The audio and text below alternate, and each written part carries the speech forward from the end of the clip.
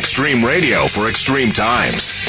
This is A View from Space with the Spaceman on Talk Radio AM 640. I'm the Spaceman. This is ADFS. I'd like to welcome you in right now if you're driving around town listening to AM 640 and welcome you in. Or if you're at work listening right now on the AM 640 app, picking up the show that way, I'll welcome you in too. Or if you're listening to me right now on Shaw Direct on channel 865, I welcome you in also. Or maybe you're even listening on your 3 or 4G personal communication device by the Stream the World software. Also now available, by the way, on free on Apple Music or the Radio Player Canada app. Or maybe you're what some call the best seat in the house, sitting in front of your Mac, your PC, logged on to 640toronto.com, picking up the live audio streaming there on that site. I welcome you in wherever you are in the world. I welcome you in. What a week in the Illuminati-controlled mass media that was. It's a show. It's a staged show. A made-for-TV drama.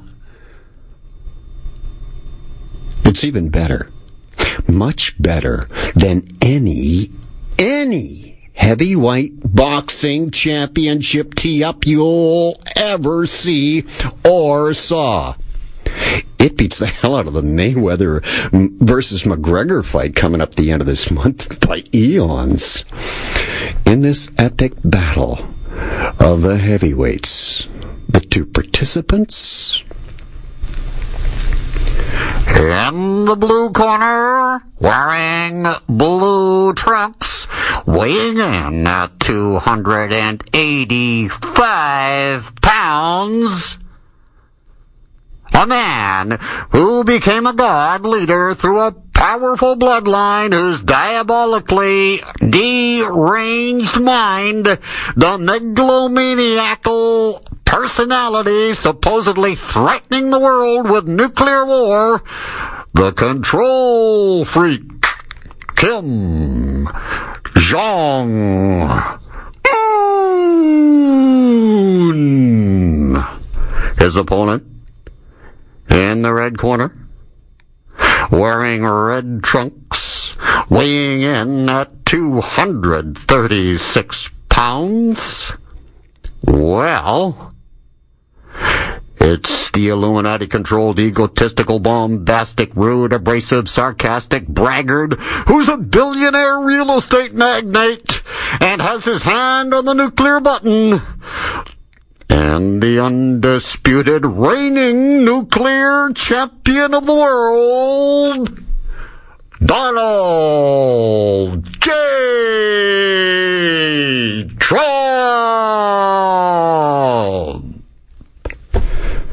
I don't use humor often, okay? But that was humorous. That was damn funny. What's really incredibly funny is that, and that's their job, these two leaders, but it's all of the talking heads on the Illuminati-controlled mass media that were taking this so seriously and are using the word, I'm scared. I could witness the end of the world, a nuclear holocaust.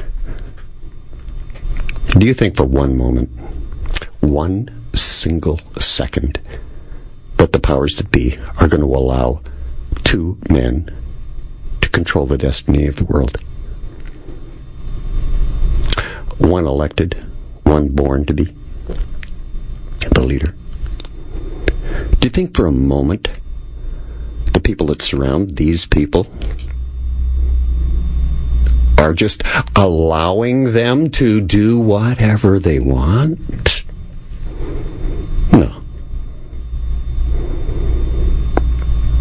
No, this heavyweight matchup, though, for the Illuminati-controlled mass media just doesn't get any better than this. Especially if you're in the promotion, brainwashing business.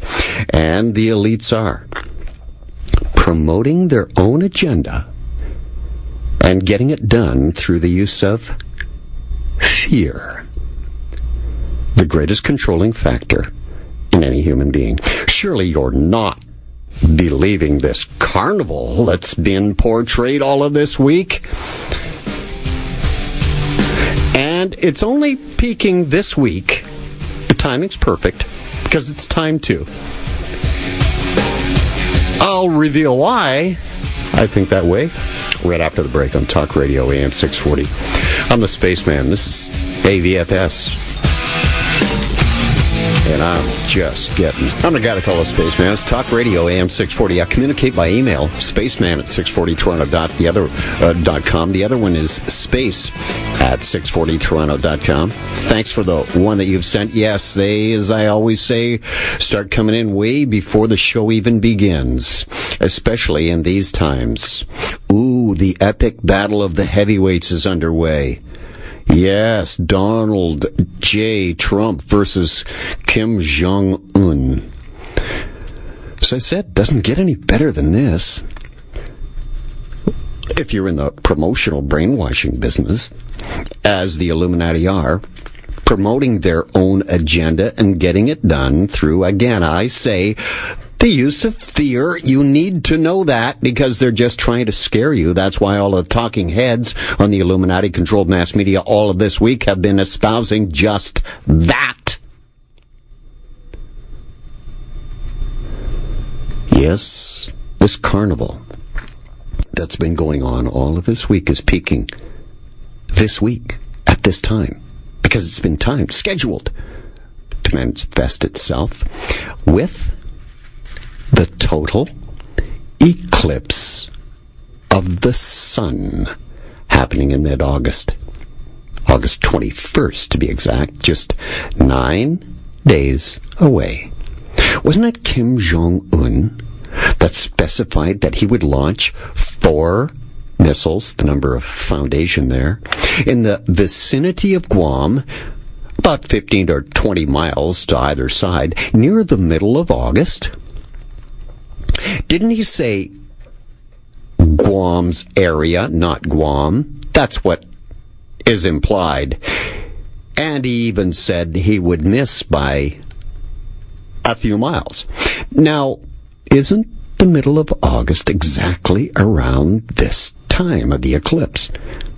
August 21, when the greatest spectacle on Earth, as the Illuminati-controlled mass media is describing it, the total eclipse of the sun happening in the U.S.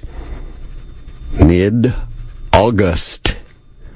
The threat date of Kim Jong-un. The Christians are all quoting the KJV Bible.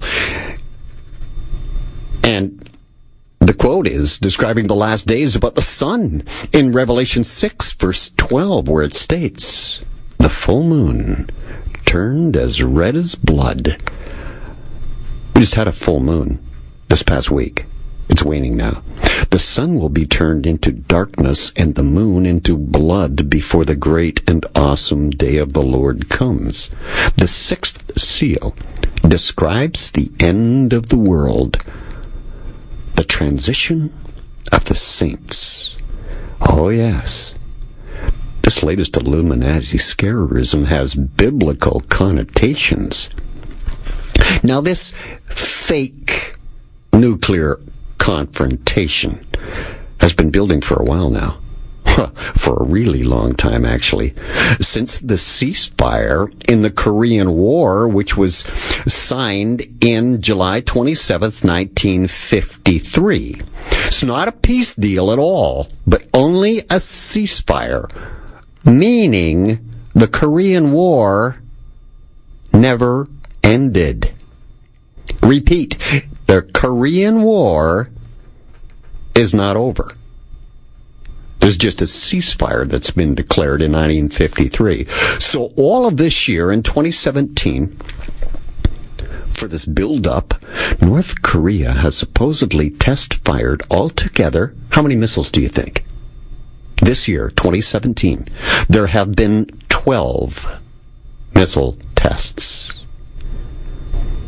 Yeah, you heard correctly, 12 missile tests. 2017, this year alone.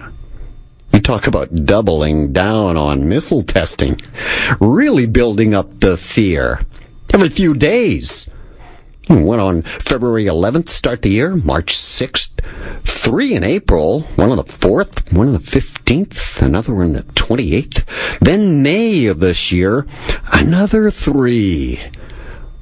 One of the 3 was on the 13th, another was on the 21st, and the third was on the 29th of May. In June, 2 more, on the 8th and 23rd. That last number, 23, in numerology means that whatever the number is associated with will affect everyone deeply in the entire world. Very deeply. This June 23rd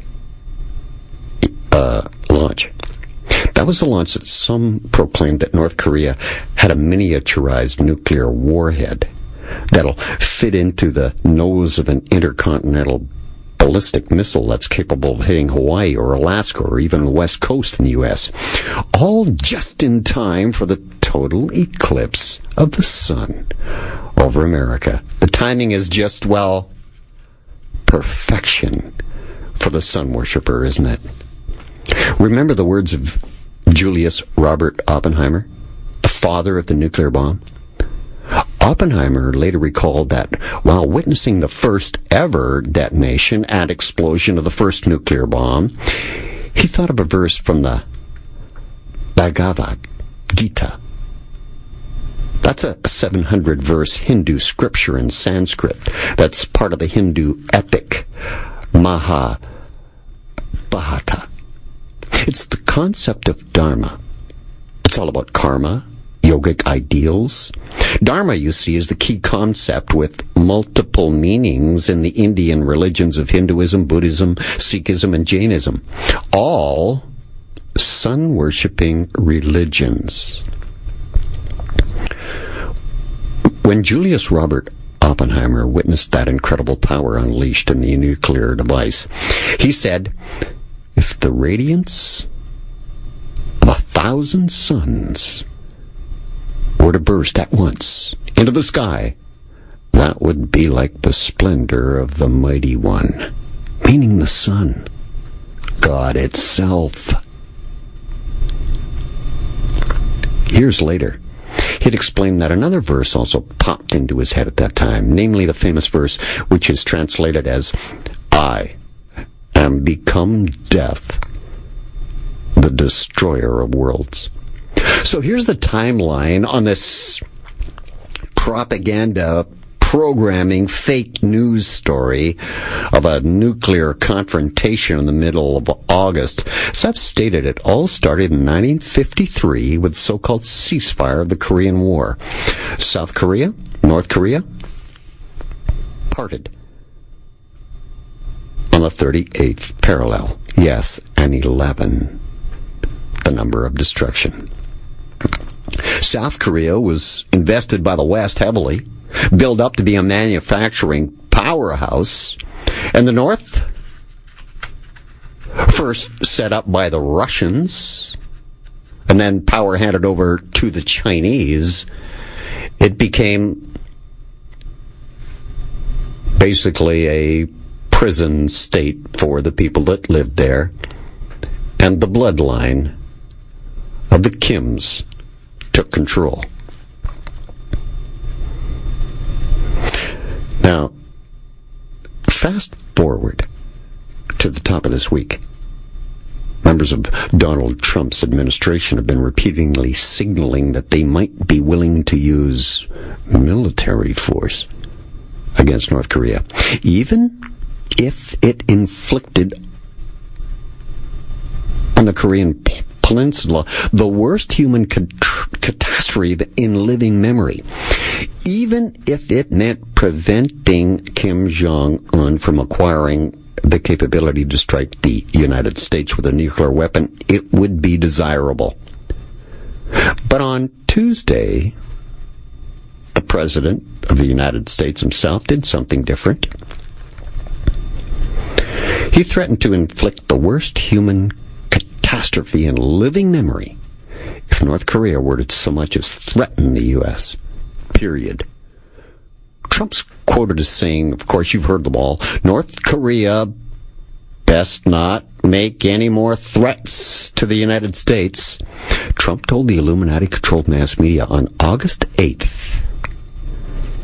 August, by the way, 8th month, the 8th day. A double 8, the sun worshippers number. A double shot power invoked here.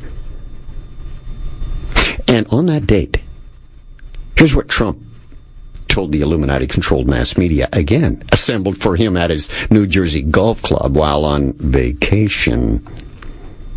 Here you have a president who has been threatened with nuclear war. He's on vacation. Does that square with you?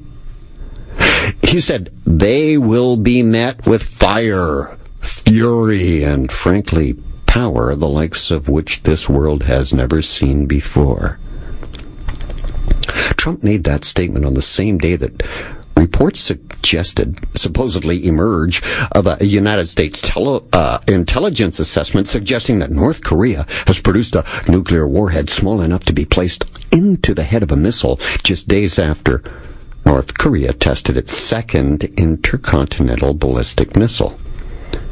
Taken together, these data points indicate that the North Korean government has already developed, or is quite close to developing, a nuclear weapon that can hit parts of the U.S. Now, the missile test on the 23rd of June that triggered this reaction from the White House to use nuclear arms landed in the Sea of Japan, witnessed supposedly by many Japanese people who, well, we'd never heard from. No one was ever interviewed. No one was ever approached and asked for what they saw. Anyhow, now the missile test on this June 23rd, the one that triggered the reaction of the White House to use nuclear arms, landed in the Sea of Japan, witnessed by some Japanese people, as I said. But the reports that came out of that was that the missile actually broke apart on re-entry into Earth's atmosphere, which means more testing is required because you don't want it to fall apart as it enters the Earth orbit. You want it to get at least about a mile above the Earth. And then, boom.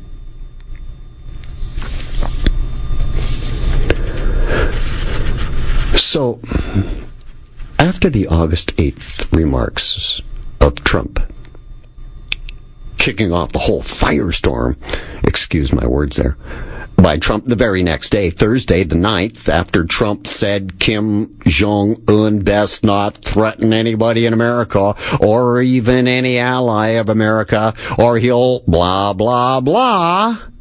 He escalates it even more by saying maybe his statement on fire and fury the day before wasn't enough. They just kept it going all week. Donald Trump then goes ballistic. Forgive me again for my word choice there. This prompts Kim Jong-un to do exactly that. To threaten America again. He does just that. He threatens a close ally of America. Not only an ally, but the U.S. has its large military based on the island of Guam. Now you tell me if this makes sense to you. If this is all real, not fake. If you're under an imminent threat of a nuclear attack from an enemy, would you not first evacuate all non-military citizens from the island Guam?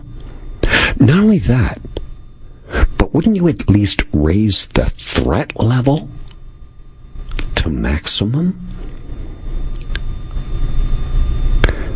Evacuate all tourists on the island too?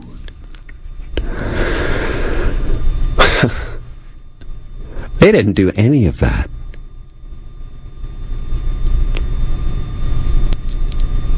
And so much to say that you want to go to Guam right now, you can catch an aircraft, go there. There's planes landing, there's flights going. It's business as usual. And some people think that Guam is still a safe place. The people of Guam were under the fear threat too. That when a return on Talk Radio AM 640. I'm the Spaceman. This is AVFS.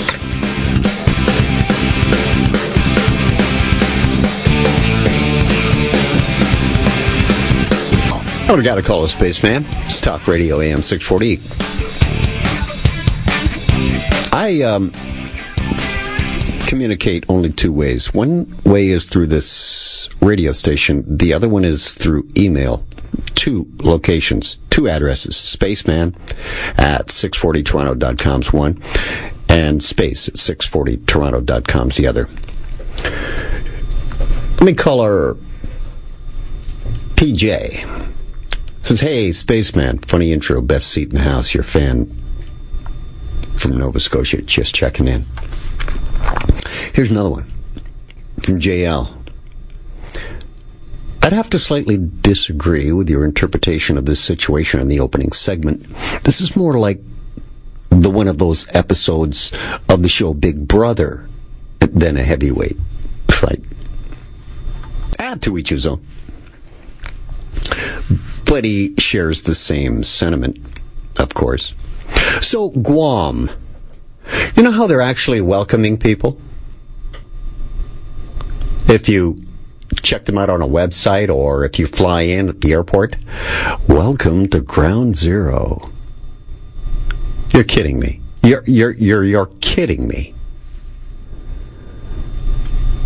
No. I'm telling you the truth. They didn't raise the threat level at all in Guam. No tourists are leaving. All the civilians that live there are still there, and you can still book a flight there. And what's more, the United States has sent 160,000 people living on Guam a fact sheet. Yeah, you heard me. They get a fact sheet. The 160,000 living on Guam. Did you hear that number? 160 and three more zeros. 1 and 6 is 16, right? The double sun worshippers number. Double shot power once again. So they call 160,000 people on Guam get this fact sheet. On the fact sheet sent out by the Guam Office of Civil Defense. Yeah, civil defense. Issued official guidelines on all things like, well, how to survive a nuclear missile strike. The leaflet reads exactly this way. If caught outside, do not look at the flash or fireball of a nuclear strike, as it can blind you. This fact sheet states the obvious. It recommends taking cover, lying on the ground, covering your head if caught outside, and getting underground as quickly as possible. Who knew? Never had any idea that's what you do with the threat of a nuclear attack. We've been grilled and schooled on it since the 70s. Nothing new there. Oh, and Guam's Pacific Daily newspaper, and there's only one newspaper, it didn't help ease people's fears any either. In inch-high, bold font on Friday's front page, the headline read simply, 14 minutes. That's the amount of time Guam residents would have to duck and cover before North Korean missile would hit. You talk about a very, very, very well-timed, well-oiled propaganda machine in high gear, even on the island of Guam. So not only has the fear factor been cranked up to almost the max all this week, something to ratchet it up every single day with tweets from Donald J. Trump, it's done something that has proven to be impossible to do. Literally impossible to do. But it did it this week. And that something is that it's finally moved the financial markets down. And that's some feat, as it turns out, because nothing, and I mean nothing, has been able to stop this bull market. Globally, it's been going on since Trump was elected. They even call it the Trump bump. And what it is really, it's the Illuminati ordering all of their corporate investors, the one who buy huge blocks of stock electronically, to keep hitting the buy button, which has, of course, driven the stock markets to higher, and highest unsustainable records. Somehow, it had to end. And it did this week.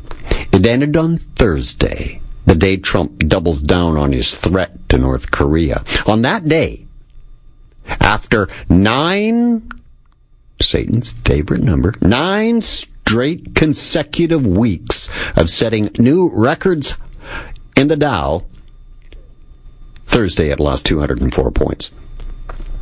The next day more, but 275 points shaved off. Now, even a failed Obamacare repeal and replace bill that was dead on the floor, when it failed, the stock market still went up and kept going up on every other defeat Trump's people have been handed since then. That is until the nuclear confrontation threat came along. Orchestrated, you say? I say you bet. This, by the way, is what's really behind this surreal, over-the-top nuclear threat all of this week. It's the global economy, with great emphasis put on the U.S. economy. I've stated this on this radio show many times, that America is no longer going to be the economic engine of the world, nor the policeman of the world, and that's to happen soon. I believe the stock market, meaning the Dow really, will not touch 22,000 again. It's over. I believe that now a slow, controlled decline is about to happen with the Dow exchange. What's being artificially keeping the markets up has been hope. The promise of a corporate tax cut by Donald Trump. That's why the corporations have been buying huge blocks of stock, hitting the buy button over and over and over. I believe at this, the corporate tax cut, Donald Trump will also fail. He will fail to get it done. The debt ceiling that they face in September next month has everything to do with it. And then the elections that come up in America, and the numbers are going to change for whose side of the aisle is more powerful. This will then, in turn, halt any notion whatsoever for the return, the repatriation of these incredibly cash-rich U.S. multinational corporations, effectively relegating the United States as an awful poor place to invest in.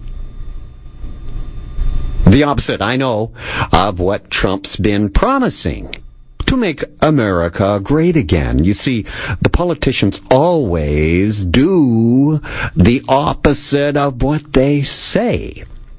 So when they talk war, there is none. When they talk peace, they mean war.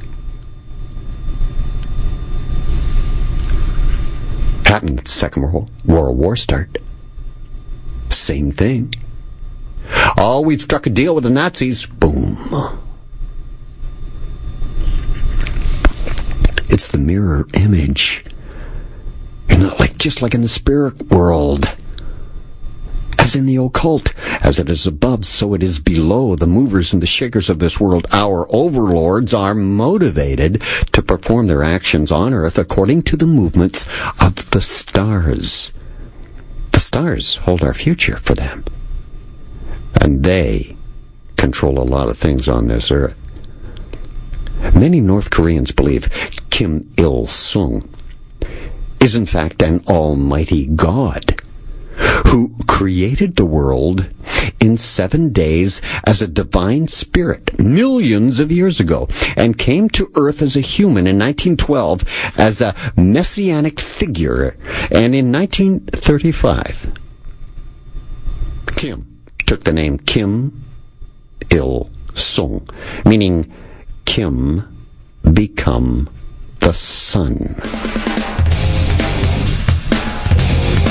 When he died, Kim Il-sung's body was placed in a public mausoleum at a place called the Kumsusan Palace of the Sun. It's a Spaceman on Talk Radio, AM 640. More coming right up with what these sun worshippers are up to this month of August. I'm the guy to call it Spaceman's Talk Radio, AM 640. Emails to space at 640toronto.com or spaceman at 640toronto.com. So I said before the break, North Koreans believe Kim Il-sung is an almighty God who created the world in 7 days as a divine spirit millions of years ago and then comes to earth as a messianic figure. He named himself Kim Il-sung, meaning Kim becomes the sun, in 1935. And when he died, as I stated before the break, Kim Il-sung's body was placed in a public mausoleum at the Kumsusan Palace of the Sun, where he's preserved and embalmed, lies under a glass coffin right now, this moment, for viewing purposes. His head actually rests on a traditional Korean pillow, and he's covered by a flag of the Workers' Party of Korea. Kim Il-sung's birthday in North Korea is known as the Day of the Sun. It's celebrated every year as a public holiday in North Korea in April.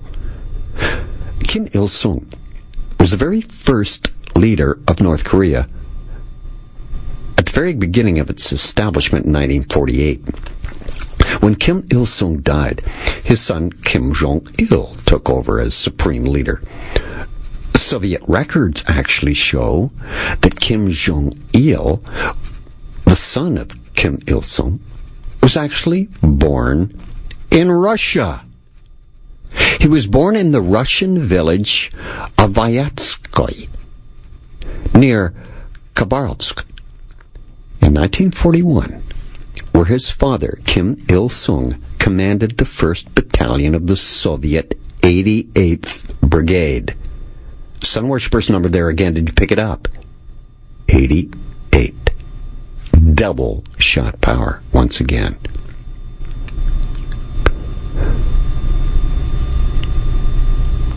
Kim Jong-il, born in Russia, served in the Russian military before he was given by the Illuminati the country of North Korea to govern. I'm sorry, Kim Il-sung, given by Russia the country of North Korea to rule. North Korea, by the way, needn't have even existed. No. See, when General MacArthur, who accepted the Japanese surrender of World War II aboard the USS Midway, also was involved in the Korean War. Had secret plans, in fact. Yeah, secret plans to wipe out all communists once and for all, wipe them off the face of the earth. Was General MacArthur's plan. His plan was to defeat North Korea and expand the war into China and wipe all commies out there and in Korea for once and for all. Not only was General MacArthur trying to increase public support for his position to do just that, when he was conducting the theater in the Korean War, he was said to have secretly informed foreign governments, some foreign governments, that he had planned to initiate actions that's against the United States and Great Britain's policy on the region. He locked horns with the political apparatus of the United States and Great Britain. The U.S. President, then Harry Truman, was not able to act immediately and get rid of this rogue General MacArthur, since he couldn't afford to reveal the existence, you see, of the intercepts. And because of MacArthur's popularity with the public and political support in Congress. Remember, this was the guy that got Hirohito to sign the surrender papers. He was a monstrous hero, General MacArthur. But after the public release of MacArthur's plans, in a letter General MacArthur wrote to a senator, Harry Truman concluded he could now relieve MacArthur of his command in Korea without being politically ridiculed. So the story goes, if you know the history, Harry Truman summons Secretary of State, then George Marshall, Chairman of the Joint Chiefs Omar Bradley, Secretary of State Dean Acheson, and Averell Harriman to discuss what to do about this rogue General MacArthur. He wanted 2 nuclear devices, and he was going to walk in and do in China, do in Korea, and then take Russia out. That was his secret plan.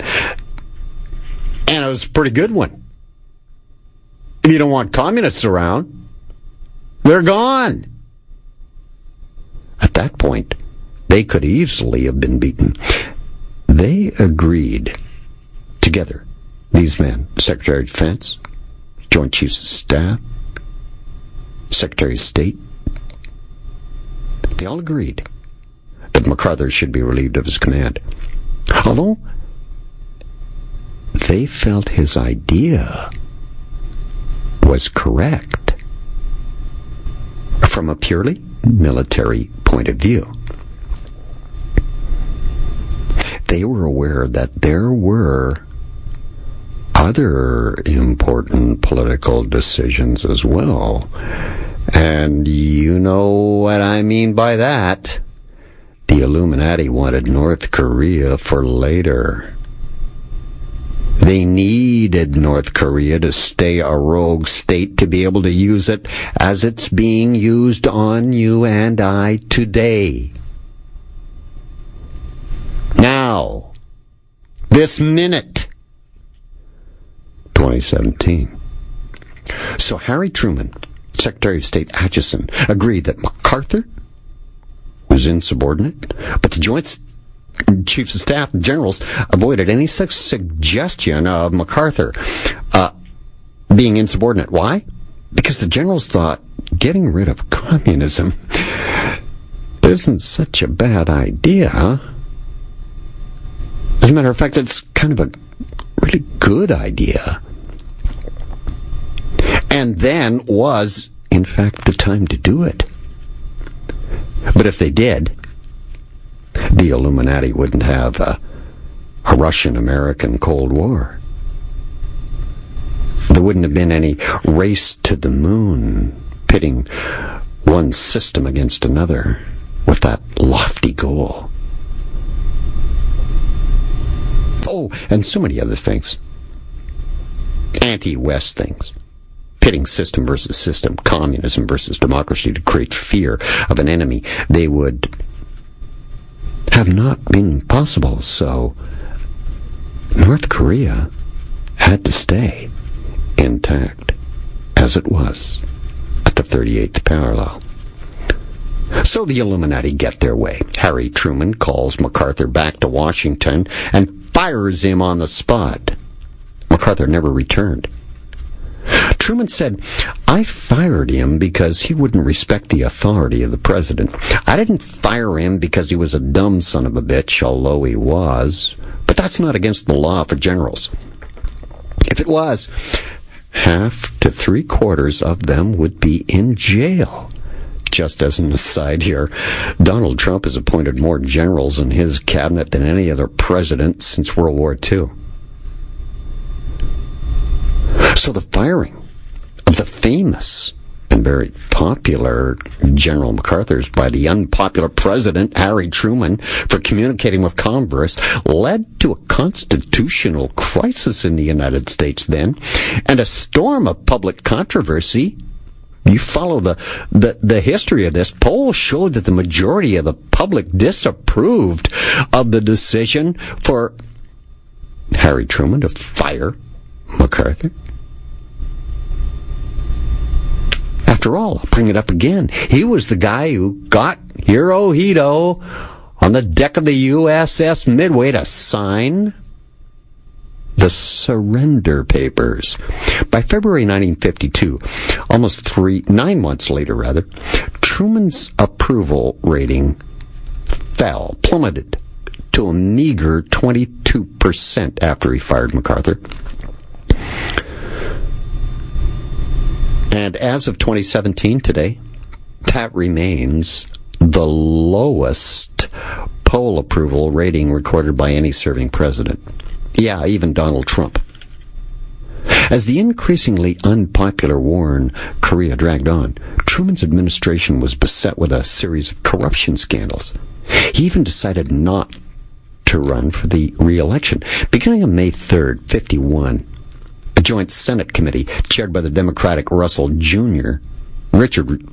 Russell Jr. investigated MacArthur's removal.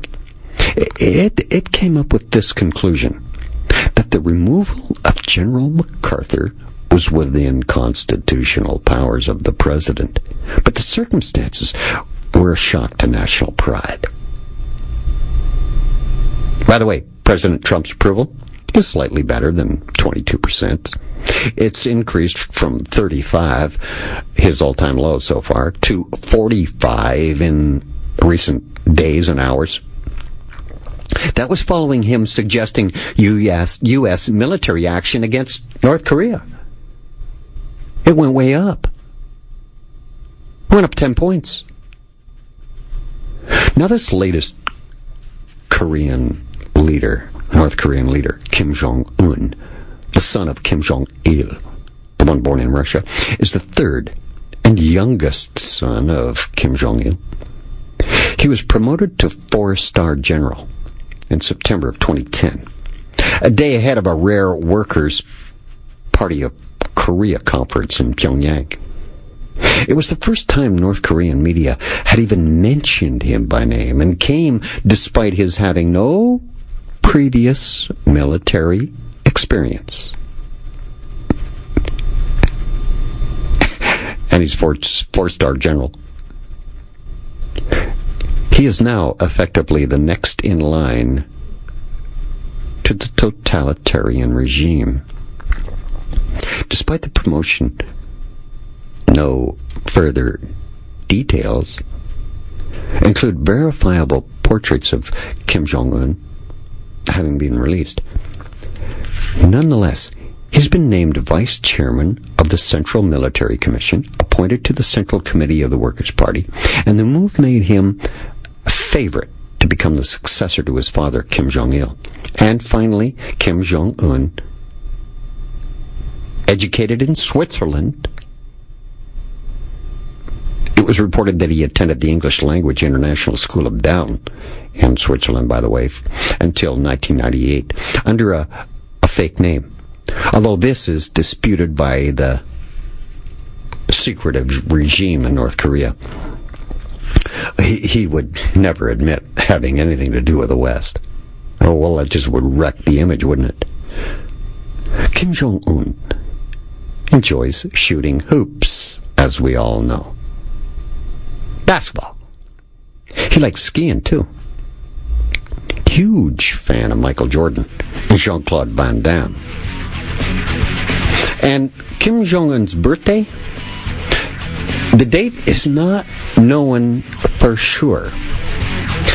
Reported to have been somewhere around 1983 or 1984. North Korean officials formally gave his date of birth as January 8th, 1983. But from the late 2009, started saying it was in 1982. Possibly part of preparations to prepare him for the anointment as successor to his father that would happen as soon as he would turn 30 in 2012, which is significant, by the way, for the regime. I'm a spaceman. More to come on Talk Radio AM 640 next. I'm the guy they call Spaceman. It's Talk Radio AM 640. Emails to space at 640toronto.com or spaceman at 640toronto.com. And here's one here. I love it when you correct me. Thank you so much for catching me at that. Surrender papers signed on the deck of the USS Missouri. Not the Midway. And I stand corrected. I thank you very much for that email. So, Kim Jong-un, just like his dad, Kim Jong-il, loves basketball. He likes shooting hoops. He likes skiing, as I said before. And a huge fan of Michael Jordan and the motion picture star Jean-Claude Van Damme. So Michael Jordan doesn't go over there, but there is a basketball player that does go to North Korea. And quite often. The man's name is Dennis Rodman. Played for Detroit. Got a couple titles. He has time and time again traveled repeatedly to this authoritarian state of North Korea and has always somehow gained rare access to its very reclusive leadership. Dennis Rodman's even been a former contestant, by the way, on Donald Trump's presidential reality show, Celebrity Apprentice. He appeared once in 2009 and again in 2013, as well as Dennis Rodman going on to endorse Trump's candidacy for president in 2015. He's one of the only Americans, Dennis Rodman, to have ever met North Korea's supreme leader, Kim Jong-un. Now, would it surprise you if I told you that Dennis Rodman's even sponsored by a multi-billion-dollar corporation? Well, many of them really. Did you know that? I mean, it's really big money. Would it surprise you that the Illuminati and their companies, their multinationals, are involved in all of this and are actually the ones that have been the facilitators of all of Dennis Rodman's visits? In fact, one of Dennis Rodman's earlier visits to North Korea was sponsored by an Irish gambling company called Paddy Power. Now, Paddy Power just happens to be Europe's number one, the leading internet gambler business. Now, supposedly, how the story goes, Dennis Rodman and Paddy Power came to know each other because of what gambling industry experts have called the company's culture of shrewd stunt marketing. That's their excuse. They routinely offer offensive ads to the media and are run in Europe. And Paddy Power's notorious for accepting wagers, bets on almost anything. under the sun. Dennis Rodman's current sponsor, at least on his latest trip, is the multi-billion-dollar corporation known as Potcoin. What is Potcoin? It's an ultra-secure digital cryptocurrency like Bitcoin. Potcoin. Yeah, an ultra-secure digital cryptocurrency network and banking solution for the $100 billion cap global legal marijuana industry. That's the latest sponsor for Denny Rodman on his latest trip.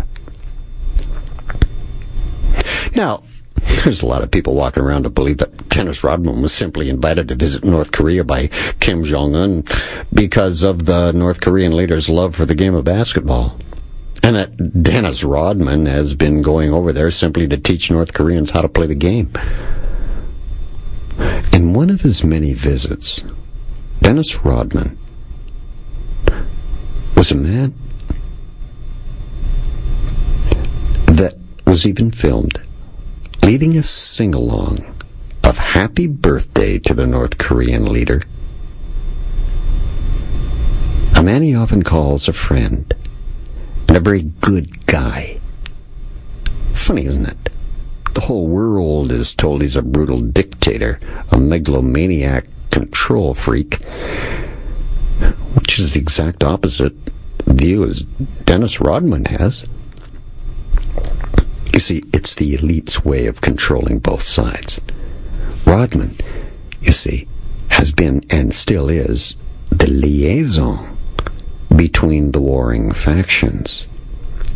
You see, the two sides fighting must be coordinated. They must know their roles of what to do, how to react, and when. Enter people like Dennis Rodman, who are the messengers. He's the mule to take the encrypted messages to Kim Jong-un. It's people like him who pass along vital plans, information on what the next move is to instill fear into the global population. And this, to me,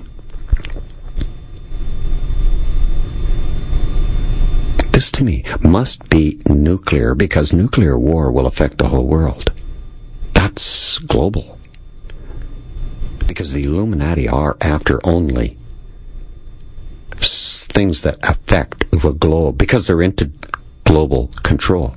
Now, not just regional, as has been the case in the other two world wars. No, this time they want the whole enchilada, the entire world.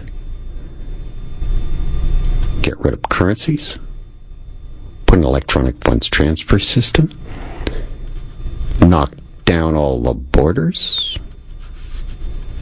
and have one president of the world.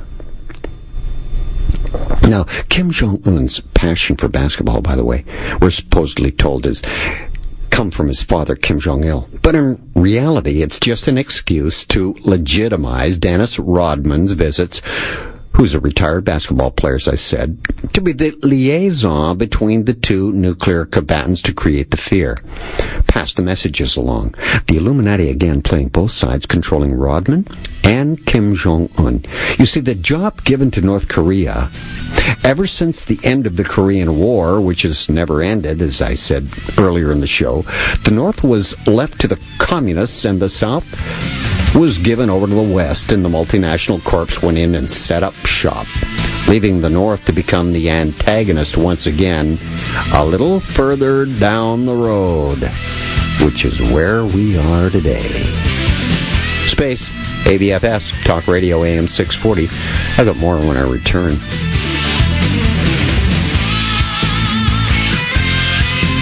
I'm Space. It's Talk Radio AM 640 and View from Space. Emails to space at 640toronto.com or spaceman at 640toronto.com. So North Korea need not have existed. I gave you that little bit of information earlier in the show tonight. But it exists for a reason, and that is to play its role as the antagonist to the rest of the world, the Western world. And this road that North Korea has taken leads us to where we all are today, with a nuclear threat. So where does this Illuminati road lead us all in the end? You can now, I assume, see for yourself. The North was given the nuclear bomb to be the ultimate extreme threat of fear to all the world. You must understand, fear is the greatest controller of people. With fear, you can get people to do anything, absolutely anything in extreme cases, to protect themselves and get them to do things they would never otherwise do. That's why you need North Korea, to keep them in fear. The people of the world must be kept in constant fear. It's for mind control. Now, Dennis Rodman's first ever official trip to North Korea, actually it's the first one that was made public and disseminated even on the Illuminati-controlled mass media, was in February of 2013. 2013. It was a planned 4-day trip. 4 is the number of foundation, remember? 4 days at the very start. Cementing the trips to come that came after that. But the first one was in February of 2013. It came after a very deadly purge by Kim Jong-un that had raised worries of a dangerous power struggle in the nuclear-armed country, an often viciously unpredictable leader.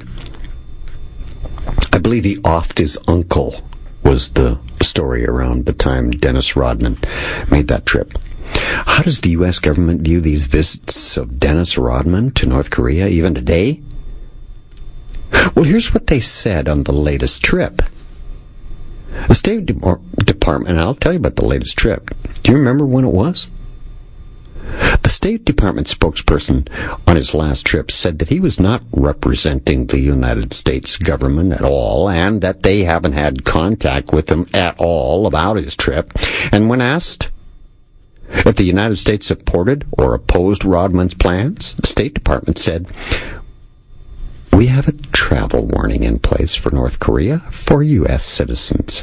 So I think a travel warning probably speaks for itself, and I'll let that be the comment on our opinion on whether anyone should travel to North Korea." Way to cover your behind. Now, when asked if the United States supported or opposed Rodman's plans of these visits, the U.S. State Department said this: "We have a travel warning in place for North Korea for U.S. citizens, so I think a travel warning probably speaks for itself." And otherwise, you get the same answer. So, that was the official line. So, just when was Dennis Rodman's latest trip?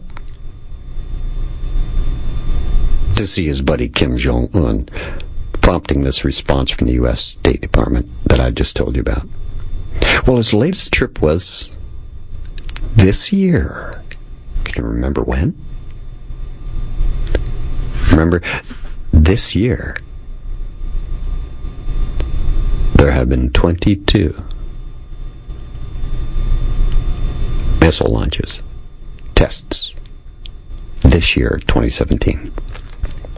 Just 60 days ago, he visited. A couple of months ago. June 13th was the date. Yeah, marked by the Illuminati's number. I believe Dennis Rodman is the messenger used by the Illuminati to travel publicly to North Korea, publicize it for all the world to see, put it on the Illuminati-controlled mass media, which is basically hidden in plain sight. Here he is delivering the information, but you don't know that. To secretly communicate the timing and action, and North Korea's part of the plan, that's to be taken in a coming confrontation, to be acted out by Kim Jong-un. This information is of the utmost secrecy. No form of delivery is ever going to be secure enough. This can never get out, what I'm telling you on this show tonight. So it's done by a person, I believe, a liaison, someone completely trustworthy, a fraternity member, or a satanic cult secret society member that I often speak about. Lips are sealed. Loyal. That's the person who delivers the highly encrypted microchip with the parts each are to play in the coming drama. Not unlike a staged play in a theater, really. A carefully controlled and timed, with all of the special effects at the ready to impress the audience. The audience, by the way, is you. It's all aimed at you. To present to you what looks like the ultimate global fear, a legitimate nuclear confrontation. If it's not about you, then why does he use Twitter? Do you think Kim Jong-un got a Twitter account and follows Donnie Trump to read what he does every day? It's absolutely ridiculous. Why do they use Twitter? Because it comes to you.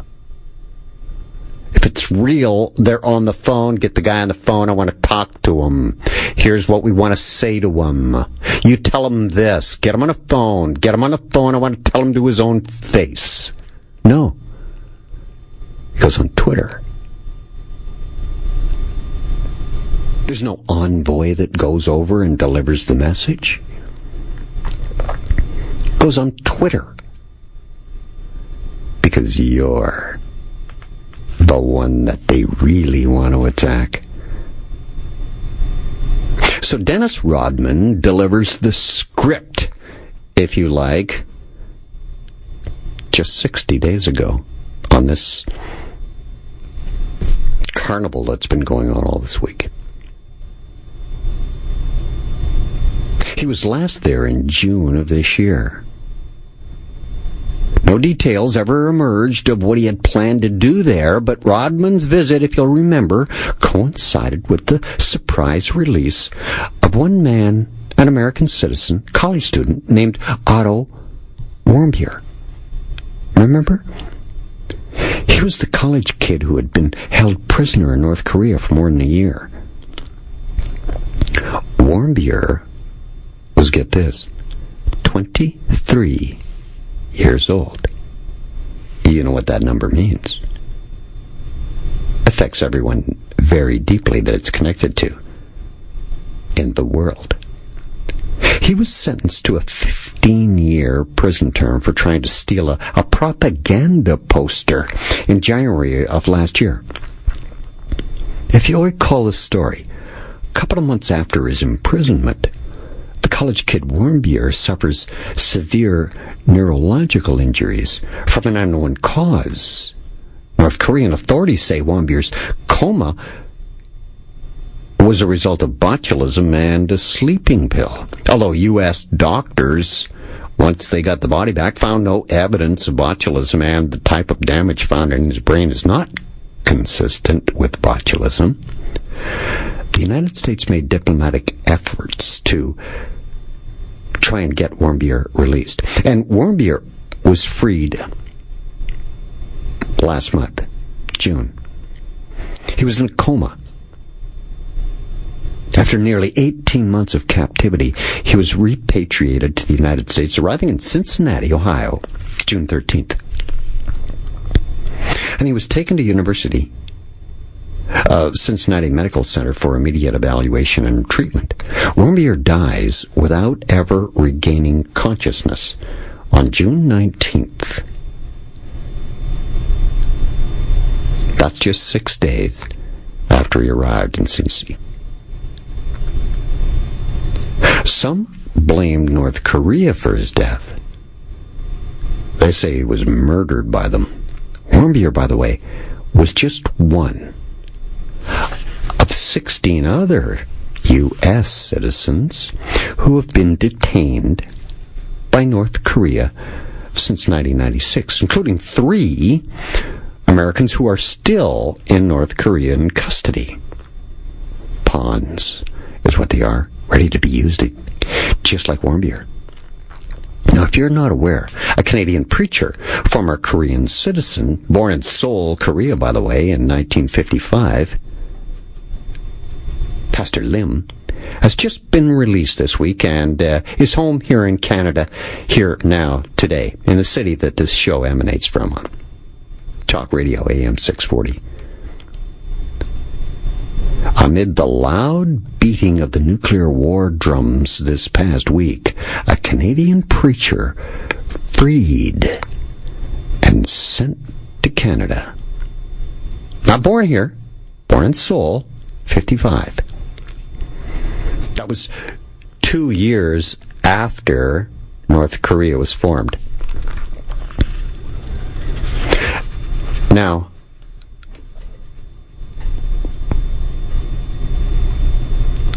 here's a view from space for you. Just a little speculation here. With something that just may make sense of this innocent-appearing U.S. university student traveling to the very dangerous country of North Korea. And I mean dangerous, especially for an American citizen. And this U.S. student tries to steal a propaganda poster of all things, a propaganda poster, and gets arrested, then convicted, and sentenced to 15 years and locked up. You're serving in jail, shipped home dead. Now you've heard about the hazing rituals, haven't you, of freshmen university students carried out at most colleges? You know, the old, if you want to join our fraternities, here's what you've got to do. You have to endure this. And it's usually quite difficult.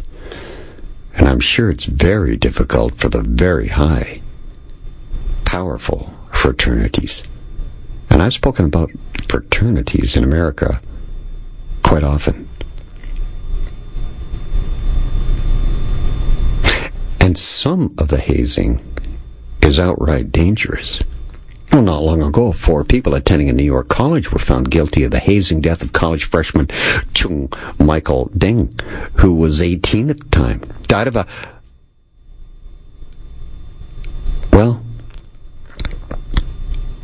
fall. Died after a fraternity ritual in 2013.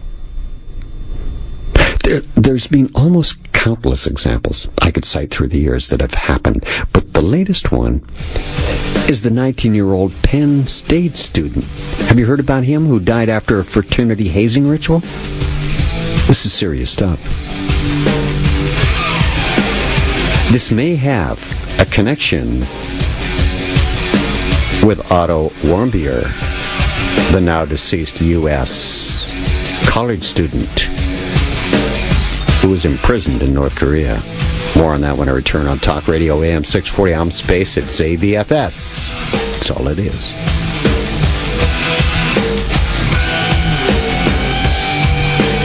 I'm a Spaceman. It's Talk Radio AM 640. Emails to space at 640toronto.com or spaceman at 640toronto.com. Thanks for the one that you've sent me. So, hazing. The hazing ritual for college students. I think there's a connection here to North Korea and Otto Warmbier.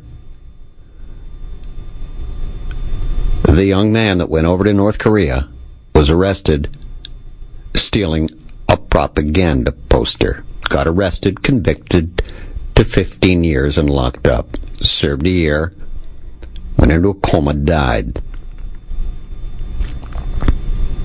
Now, as I've said, there's been almost countless examples of people's deaths blamed on hazing college freshmen. The latest one is the 8 former members of Penn State University fraternity charged with misdemeanor, involuntary manslaughter, and aggravated assault in connection with the hazing death of the 19-year-old student named Timmy Piazza. He died after taking part in a hazing ritual for the Alpha Upsilon chapter of the Beta Theta Phi's bid acceptance night last February. Piazza's death was caused by traumatic brain injuries and spleen damage after he consumed lethal amounts of alcohol and suffered multiple falls, including falling head first down 15 basement steps. So, what if, just a view from space here, what if this American college student, Otto Warmbier, was on a hazing ritual expedition and sent to North Korea by his potential fraternity? Once there, instructed to steal a propaganda poster for the fraternity's wall and bring it back with him to the U.S. So, let's just say Otto Warmbier, the student, wanted very badly to join this particular fraternity. You know, a frat that offers advantages of attending great jobs after graduation.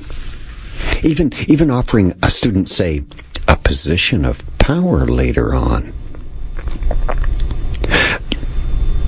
Then a student might just say to himself or herself, what's a little short-term pain when you can have the long-term gain?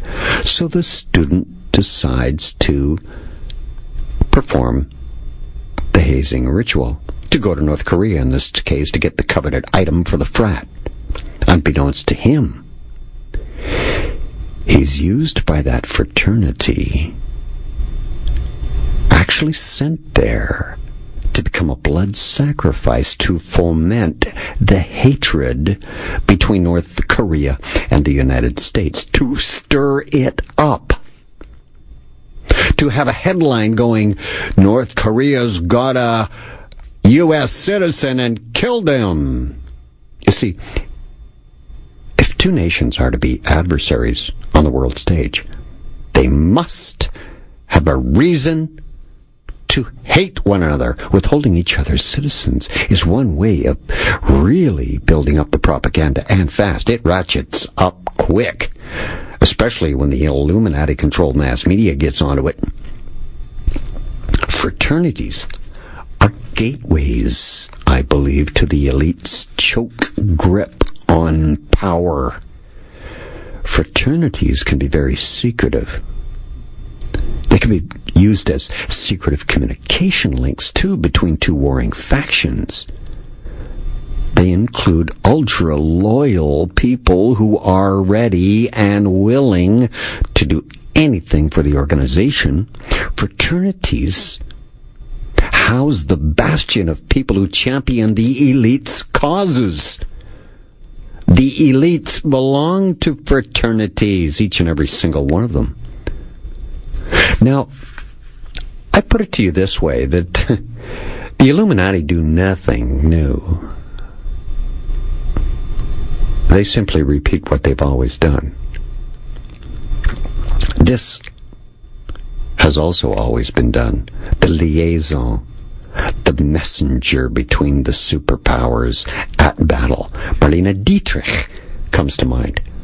The very famous German actress, Second World War, was the secretive messenger that was used to go from London, England, to Germany during World War II, passing along top secret information between the combatants. Also, royalty played that role somewhat also. Some members.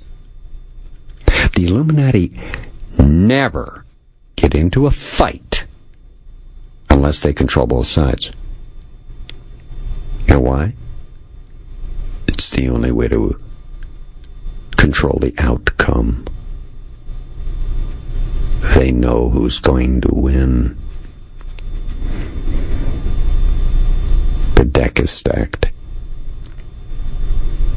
If you're to believe the Illuminati-controlled mass media this past week, the world is actually on the brink of the most feared event of all time. Nuclear war.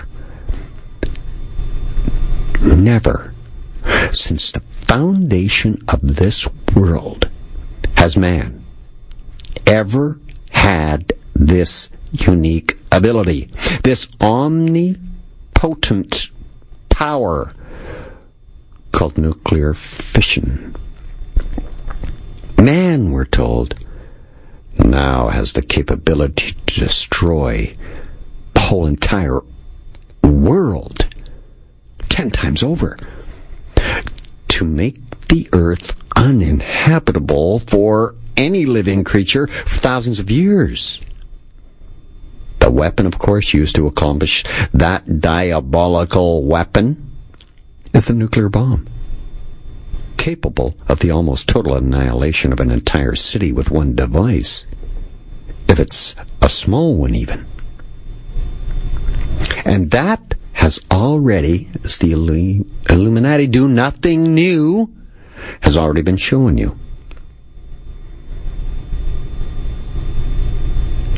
An entire city annihilated with one device. You know what it was? It was the first demonstration to the world of nuclear power, shown to us all to instill the fear for the next world war, the third one coming up, and was shown to us during the final stage of World War II. A time when the entire Western world, indeed the whole world, was totally exhausted, sickened to the stomach with the thought of any more war and killing and pestilence, and just wanted the war to finally end. It was then the elites took advantage of that opportunity, the weakness of the human condition. The Illuminati introduced their latest satanic conceived device, designed to instill fear, show absolute power for the one who possessed it, the nuclear bomb. The United States dropped nuclear weapons on the Japanese cities of Hiroshima and Nagasaki on August 6th and on August 9th, 1945. It's already been done. The United States had dropped the bombs with the consent of the United Kingdom, as outlined in the Quebec Agreement. The two bombings, which killed at least 129,000 people, remained the only use of nuclear weapons for warfare in history so far.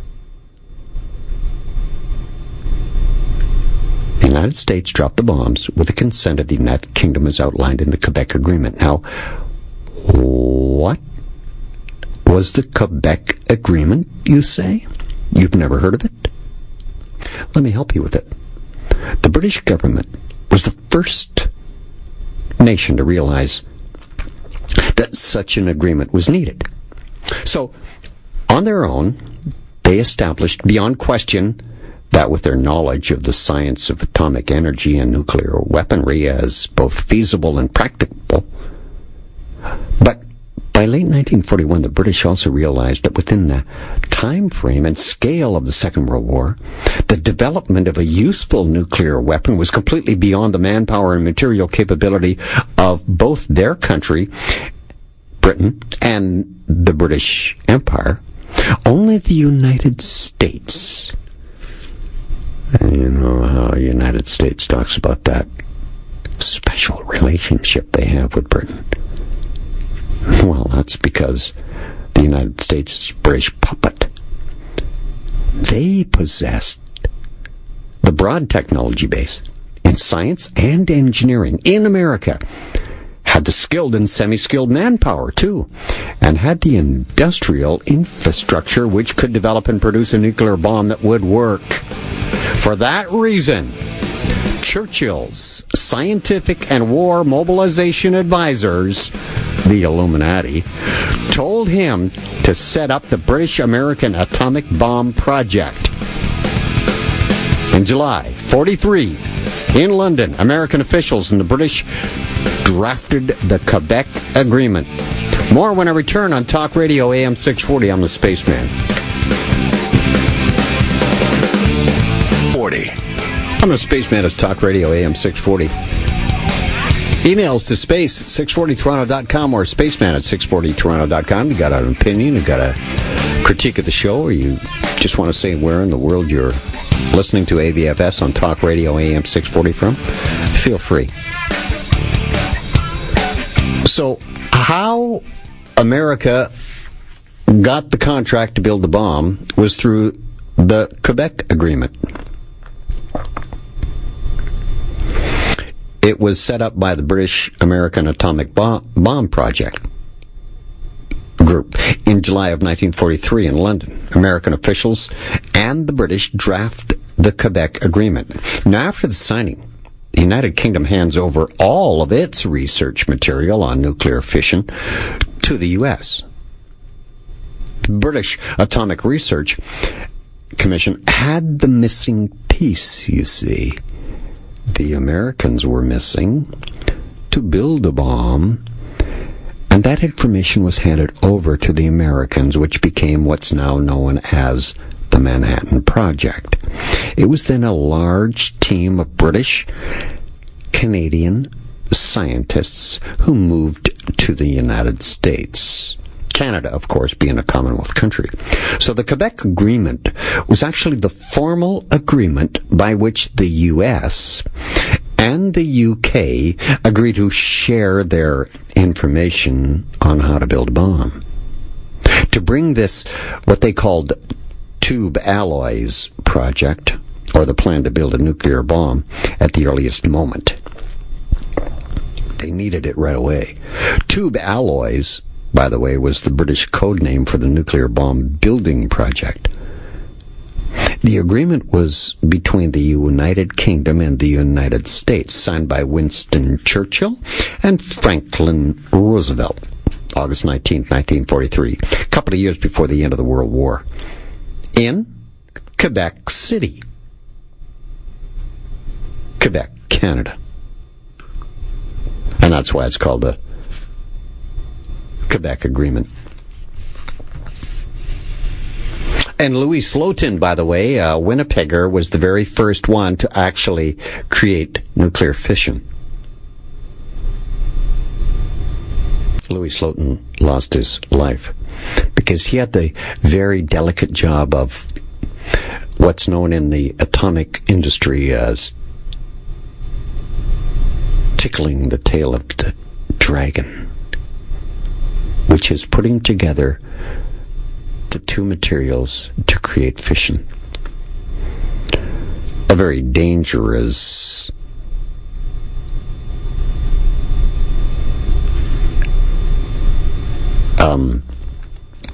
explosive issue. The 71st anniversary of the atomic bombing of Hiroshima came earlier this month. Yes, I know, another 8 as they play the nuclear card once again in August, because it was last week, August 6th, the 71st anniversary of the atomic bomb dropping of Hiroshima and Nagasaki. Not a word, if you'll notice, not a word was mentioned last week when the 71st anniversary went by in the Illuminati-controlled mass media. They didn't mention one peep about it. Why? Well, because they had something new to scare you with that's nuclear connected. Trump and Kim Jong-un. What do they need to drag the old footage out for? This ultimate power that the Illuminati now have in their possession was front and center all this week. 1 week after the 71st anniversary of the atomic bombing of Hiroshima and Nagasaki.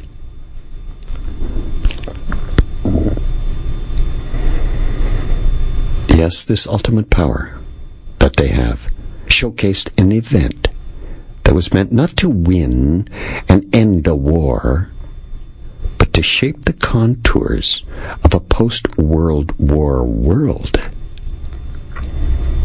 It was on a Friday, back on August 6, 2010, I believe. It was the year that marked the 65th anniversary of the bombing of Hiroshima and Nagasaki. What's 6 and 5? And 11, of course. And 11 means destruction, and any event or person directly aiding in the rising of the Antichrist will have this 11 connotation. The reason I bring up the 2010 anniversary is that it was marked by two firsts. They were the former Secretary General of the United Nations, Ban Ki-moon, becoming the first ever United Nations Secretary General to ever attend anniversary memorial of Hiroshima, Nagasaki. And he was Chinese. It's also the first time the United States has sent an envoy to the ceremony. In 2010. Japan marked the 65th anniversary of the U.S. atomic bomb of Hiroshima in 2010, with the United States represented at the ceremony for the very first time. The nation who perpetrated the act. The ceremony began with the ringing of the peace bell and the release of doves at 8:15 a.m. The time of the bomb that was dropped on Hiroshima by the U.S. B-29 warplane named the Angola Gay on August 6th, 1945, as tens of thousands of elderly survivors, children, and dignitaries held a minute of silence under the burning summer sun in Japan that day. Clearly, the urgency of nuclear weapons abolition is permeating our global conscience, Hiroshima Mayor Tadayoshi Akaba said in a speech followed by the release of the White Doves. The Hiroshima bomb, nicknamed Little Boy, released a mix of shock waves, heat rays, and radiation, killing thousands instantly. Know why it was named Little Boy? Because that's exactly the favorite incarnation in the flesh that Satan loves to do. Appear as a little boy.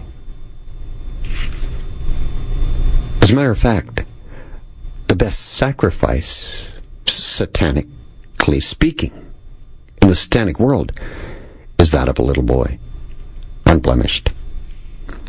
By the end of 1945, death toll of Hiroshima, Nagasaki, or just Hiroshima, rose to 140,000 out of an estimated population of 350,000. Thousands more died of illness and injuries much later. But the initial hit, 140,000 immediately. 140,000 4 and 1, 5. Number of death.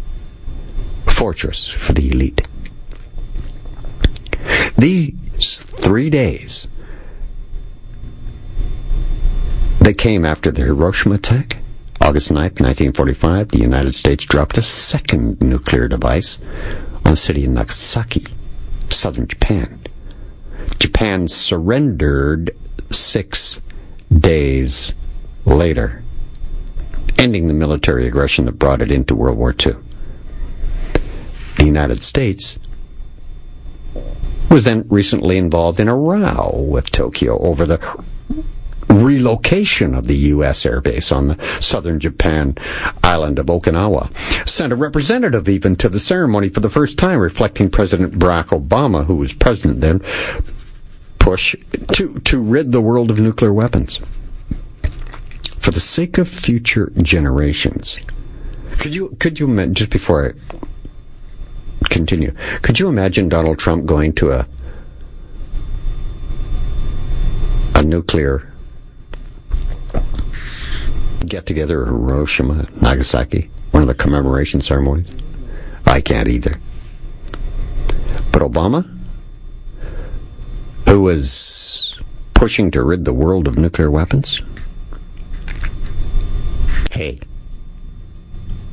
that is a shoo-in.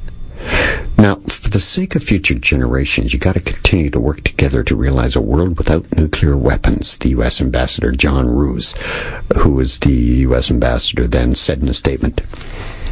Obama, remember, he won the Nobel Peace Prize soon after he became president for doing nothing, really.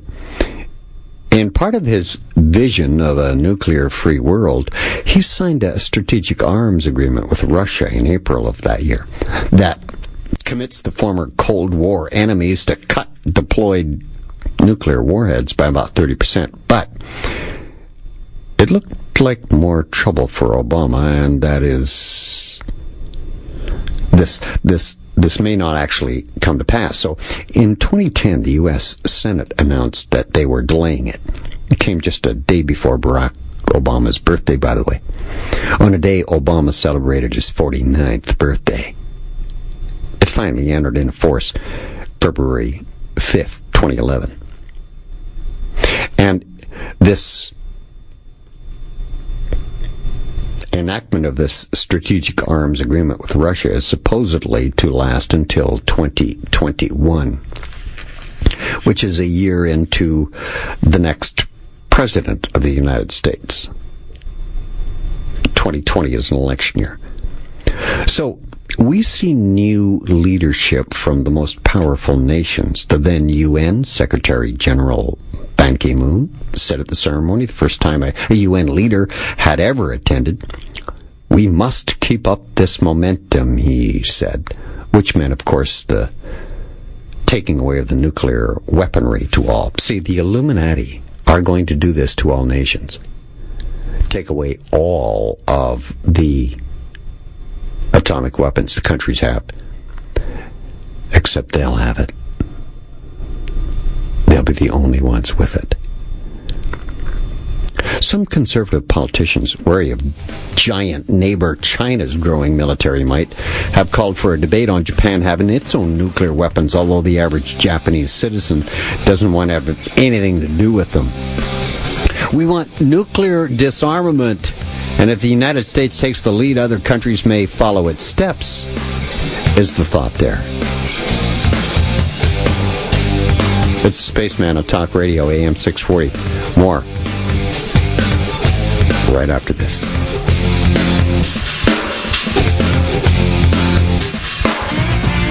I'm going to call a Spaceman. It's Talk Radio, AM 640.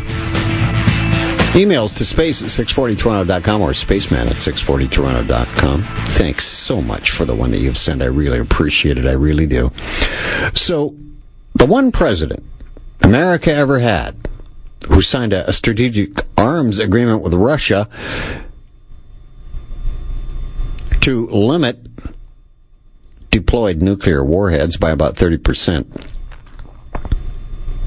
Got it finally passed on what? Obama's 49th birthday. The hidden 13.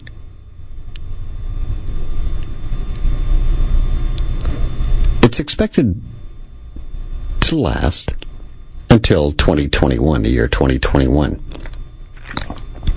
Now, President Obama was the very first U.S. president ever to attend a ceremony commemorating the dropping of the bombs on Hiroshima and Nagasaki, ever, all time.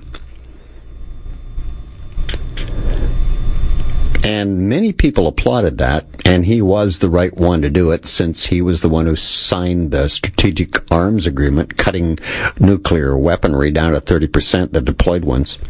But the son of the Angola Gay pilot, that's the name of the airplane that dropped the bomb. The pilot's name was Paul Tibbets. His son was very angry about Obama's decision to send an official representative to that Hiroshima A-bomb memorial ceremony.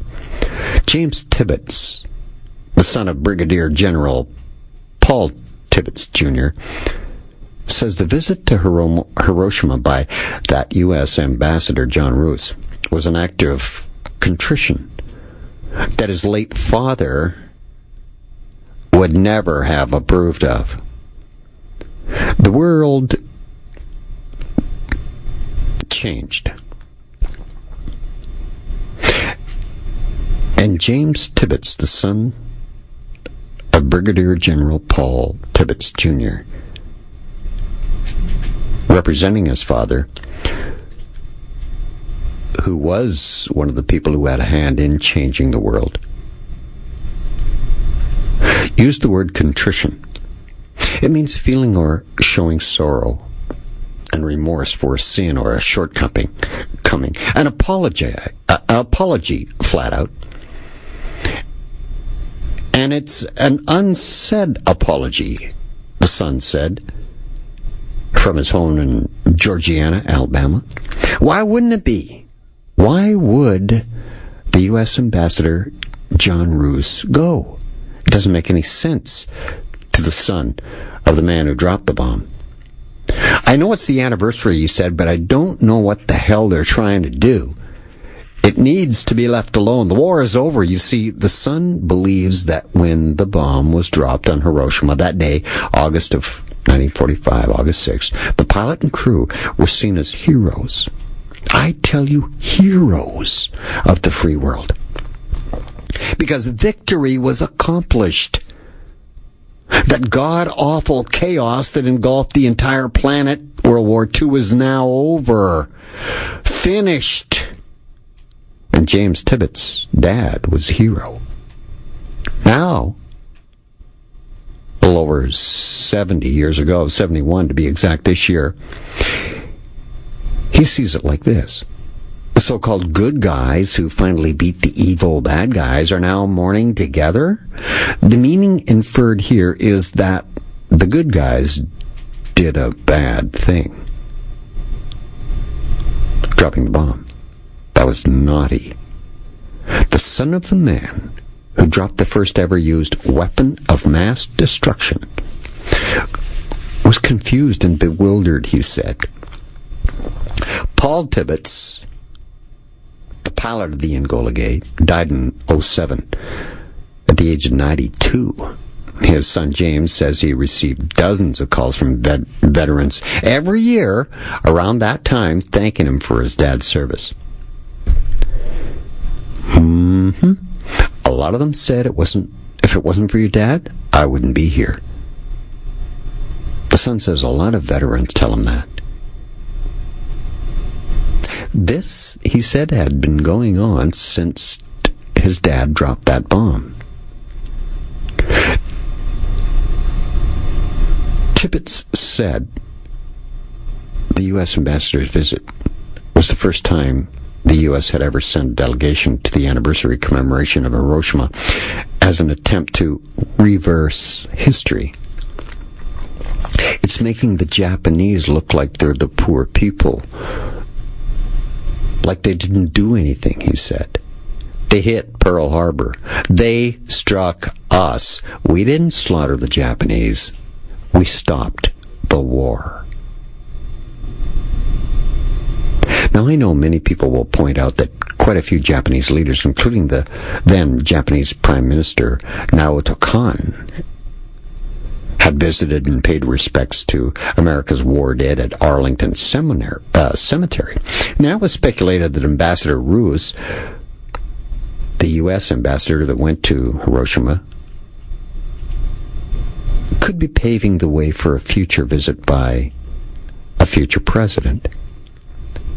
Yes, the Illuminati want to give you the impression, yet again, that the only way to be safe and secure is to become one on the planet. Yes, that means the implementation of a one-world government, of which I persistently speak about here on AVFS on Talk Radio, AM 640. This is what's called the Great Work by the Elites. This plan that's been consistently sought after through the millennia will be arrived at and will involve a nuclear holocaust scenario. It's the Illuminati's ultimate intimidator, after all. You cannot intimidate a global population with mere threats. Talk is not enough.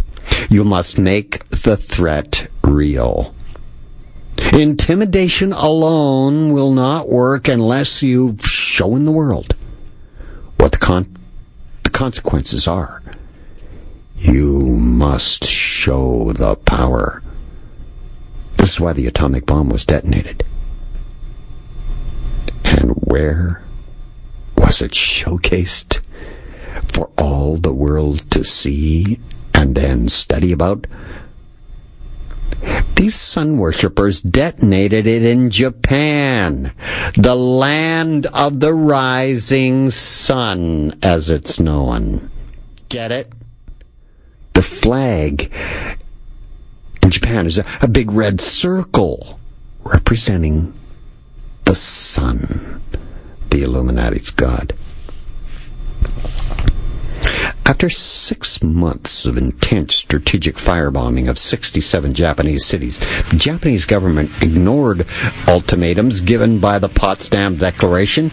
By executive order of President Harry S. Truman, the U.S. dropped the nuclear weapon Little Boy on the city of Hiroshima, Monday, August 6, 1945, followed by the detonation of Fat Man over Nagasaki on August 9th. Spaceman. More to follow this on Talk Radio AM 640. I'm Spaceman. This is Talk Radio AM 640. Emails to space640toronto.com or spaceman at 640toronto.com. So you understand now why the nuclear card is played. It's because the Great Work has this in its plans. A nuclear holocaust scenario is coming because it's the ultimate Illuminati intimidator to convince all in the world war is hell. Become one, and no one is the enemy. One on the planet. So after 6 months of intense strategic firebombing of 67 Japanese cities, Japanese government actually ignored every single ultimatum given by the Potsdam Declaration. By executive order of President Harry Truman, the U.S. then dropped that nuclear device Little Boy on Hiroshima on the 6th of August, 45, following the detonation of Fat Man over Nagasaki on August 9th. These two events, 3 days apart, the magic number, are the only active deployments ever all-time of nuclear weapons in war. The target of Hiroshima was because it was a city of considerable military importance, containing Japanese Second Army headquarters, as well as being a communications center and a storage depot. 6 days after that detonation over Nagasaki on August 15th, Japan announced the surrender to the Allied powers, signing the instrument of surrender on September 2nd, officially ending the Pacific War and therefore World War II. Germany had signed its instrument of surrender on May 7th, ending the war in Europe. The bombings led, in part, to post-war Japan adopting 3 non-nuclear principles, forbidding the nation from nuclear armaments, the role of the bombings, Japan's surrender, the U.S.'s ethical justification for them, as well as their strategic importance, is still, to this very day, being debated. The U.S., in collaboration with the United States, or the United Kingdom rather, and with Canada, with their secret projects tube alloys, the code words for the nuclear project from the Brits, and Chalk River Laboratories, designed and built the first atomic bombs under what was called the Manhattan Project. The scientific research was directed by the American physicist Julius Robert Oppenheimer, who I quoted at the very beginning of the show, and the overall project was under the authority of General Leslie Groves of the U.S. Army Corps of Engineers. The Hiroshima bomb, a gun-type bomb called Little Boy, was made with uranium-235, a rare isotope of uranium extracted in giant factories in Oak Ridge, Tennessee then. The atomic bomb was first tested at a place named by Oppenheimer as Trinity. The Trinity site on July 16, 1945, near Alamogordo, New Mexico. The test weapon was named the Gadget. And the Nagasaki bomb, called the Fat Man, were both implosion-type devices made of plutonium-239 as a synthetic element created in nuclear reactors at Hanford, Washington State. On July 26th, the year was 1945, Harry Truman, other Allied leaders, issued the Potsdam Declaration, outlining the terms of surrender for Japan. It was actually presented to them as an ultimatum, and stated that without a surrender, the Allies would attack Japan, resulting in the inevitable and complete destruction of the Japanese armed forces, and just as inevitably, the utter devastation of the entire Japanese homeland. The atomic bomb was not ever mentioned in the communique. I believe that the Emperor Hirohito of Japan knew this was coming and was willing to sacrifice his own people for the greater cause, which is the one world government to eventually come. Because the Hirohito family is still in power in Japan. All that Western money went into it to build it up after it was flattened by the West. Yes, Emperor Hirohito knows the plan and is willing to sacrifice his own people for the greater cause. Be the target for the world's most feared and dangerous weapon of all history. You see, Emperor Hirohito belonged to the most inner circle of the British monarchy. He was actually a member of the Order of Garter. That is the inner circle of people closest to the Queen. That is until a war broke out. They took him off the list. Then, reinstated again as a member of the Order of the Garter, was Emperor Hirohito. Reinstated again in 1971 Hirohito was also implicated in Japanese war plans, but he was exonerated of those war crime trials in 1946 that ran through to 1948. How in the world could the emperor who called all the shots ever escape being exonerated from the war crimes? It's because he's an Illuminati member. Order of the Garter, remember? Taken off for the war and then put back on in 1971. Check it yourself and see. The Order of the Garter is the innermost circle close to the monarch of Britain and is the pinnacle of the honor system of the United Kingdom. Membership in the Order of the Garter is limited to the sovereign, the Queen or King, the Prince of Wales, and no more than 24 members or companions, as they're called.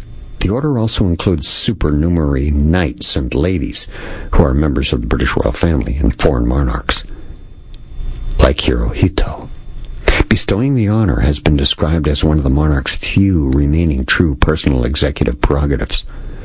On July 28th, Japanese papers reported that the declaration had been rejected by the Japanese government in 1945, and that afternoon, the then Prime Minister Kantaro Suzuki declared at a press conference that the Potsdam Declaration was no more than a rehash of the Cairo Declaration and that the government intended to ignore it.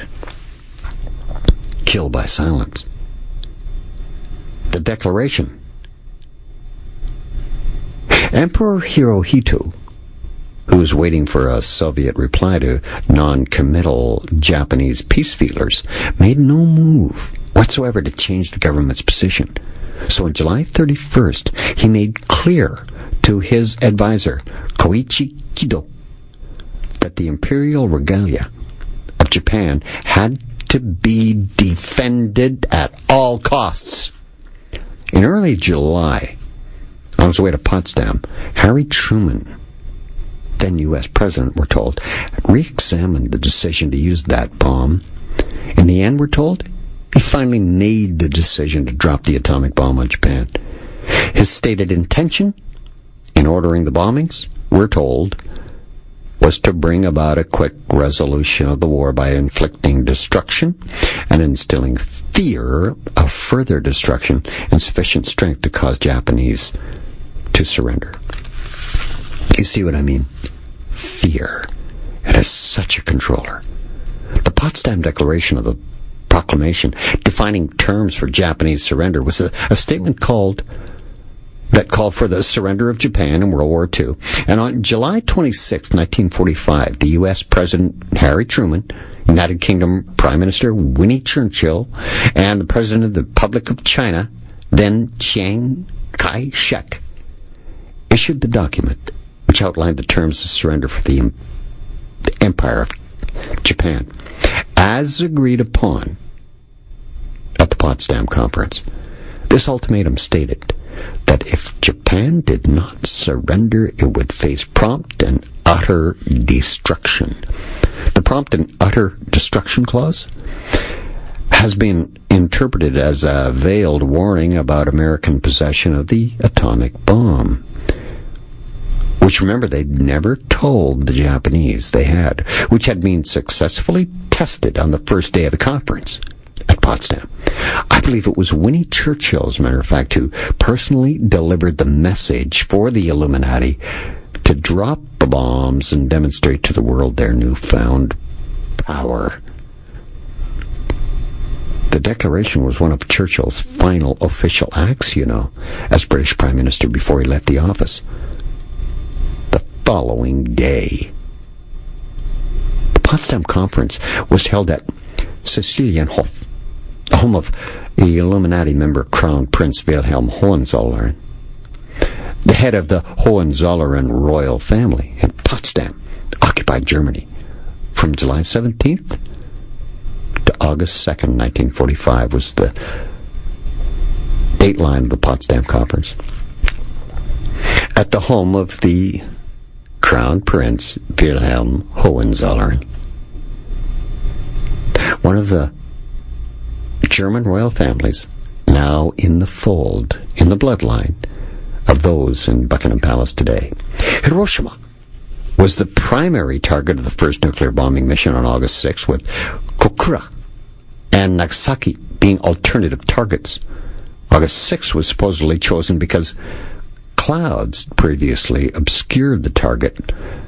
But you and I know that the numerology and Illuminati events take priority over everything.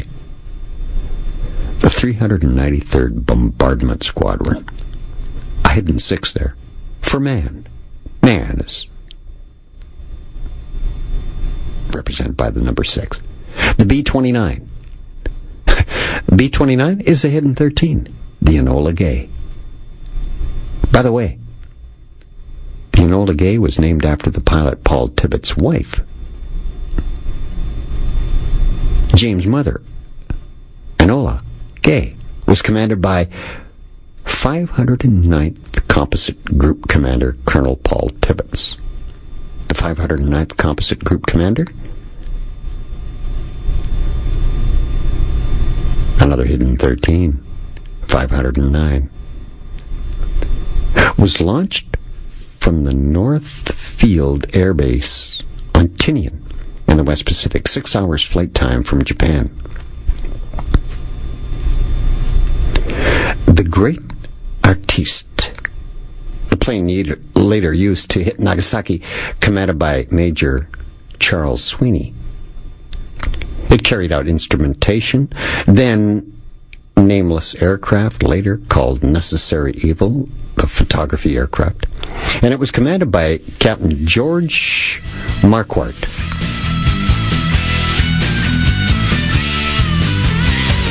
There's a few facts not a lot of people are cognizant of, even today, so many years after. We're next on Talk Radio, AM 640. This is AVFS. I'm a Spaceman.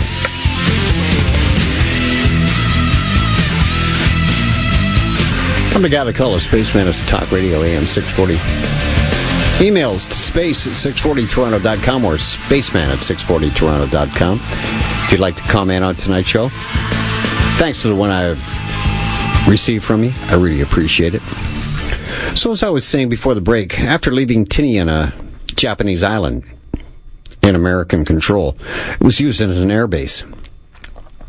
And the Enola Gay took off, planning to rendezvous with the photography plane, because we have to have pictures to show the world. The weather observation aircraft also set a course for Japan. Number 3, the aircraft arrived over the target with clear visibility at 32,333 feet, which in numerology breaks down to a 5, the number of death,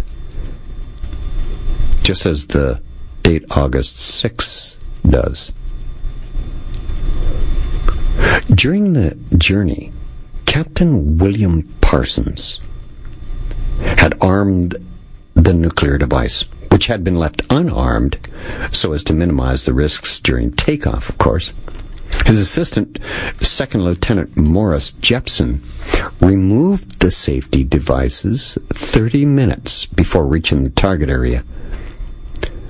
The pilot group commander, Colonel Paul Tibbets, who was flying the Enola Gay, Bombardier Captain William Parsons, and Second Lieutenant Morris Jepson, the assistant bombardier, have all since passed away. The assistant bombardier, Second Lieutenant Morris Jepson, being the last to go, died in March of 2010. About an hour before the bombing, Japanese early warning radar detects the approach of the 3 American aircraft: the weather aircraft, the photography aircraft, and the Enola Gay carrying the payload. American aircraft headed for the southern part of Japan. These 3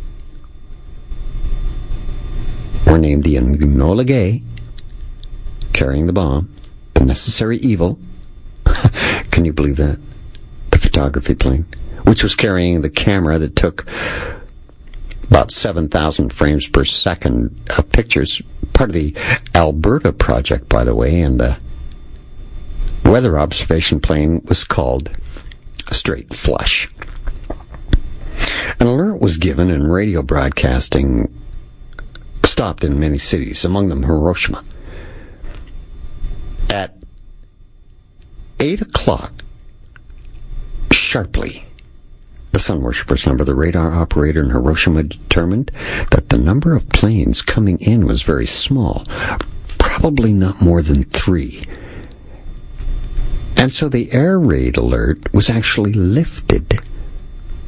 Not enough aircraft to really press the button for the sirens. History tells us now that to conserve fuel and aircraft, Japanese had to decide not to intercept small formations like this one. The normal radio broadcast warning was given to the people that it might be advisable to go to air raid shelters if B-29s were actually sighted. But no raid was expected beyond some sort of reconnaissance. In other words, the Japanese allowed their guard to be down. They didn't attack small formations anymore. Sound to you a little fishy, maybe? At 7:31 a.m., the first B-29 flyover Hiroshima at 32,000. It was the weather observation aircraft. Straight Flush sent a Morse code message to the Enola Gay, indicating that the weather was good over the primary target. At 8:09, Major Tibbets starts his bomb run and handed the plane over to his bomb aimer. Captain William Parsons released that nuclear device at precisely 8:15 a.m. 8 plus 1 plus 5 is 14. 1 plus 4 is 5, the number of death. It all went as planned.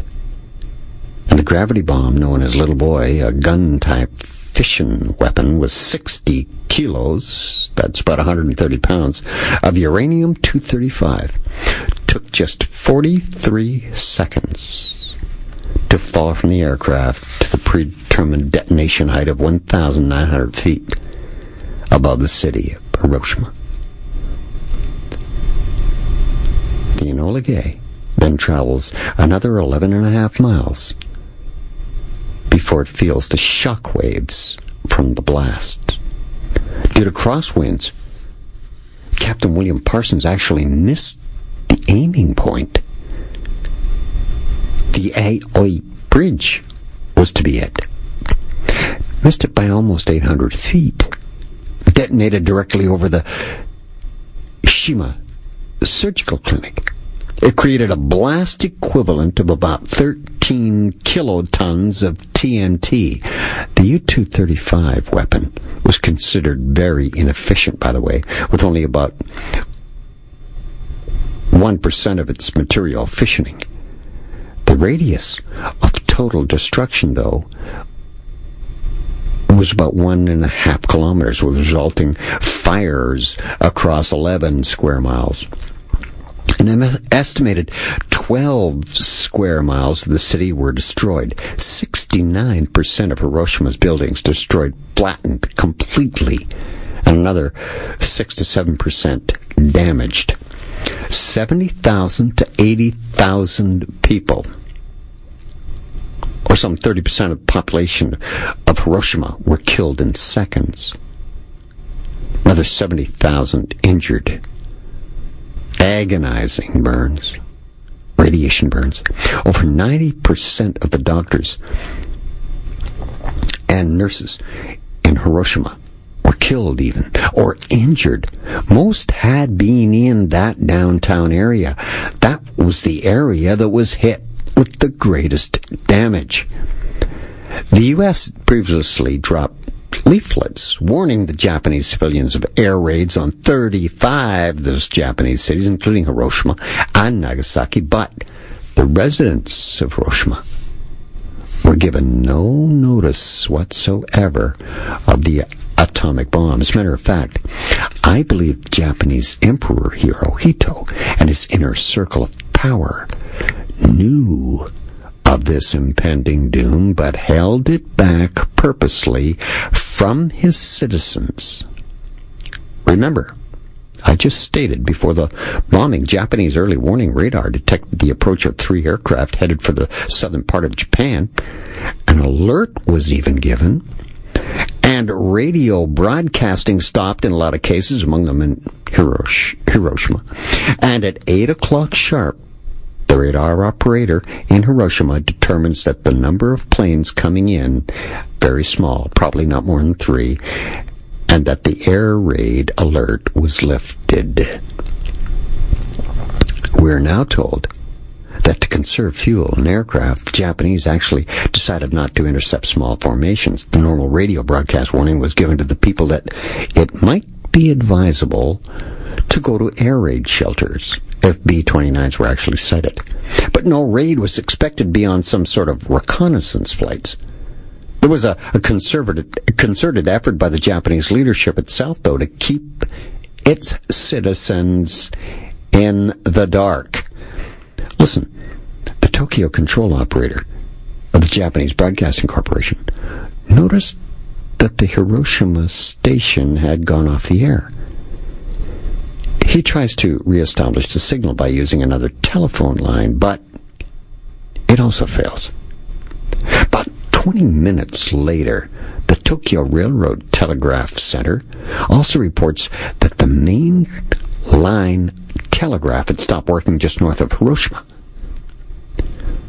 From some small railway stops within 16 clicks of the city came an unofficial and confused reporting of a terrible explosion in Hiroshima.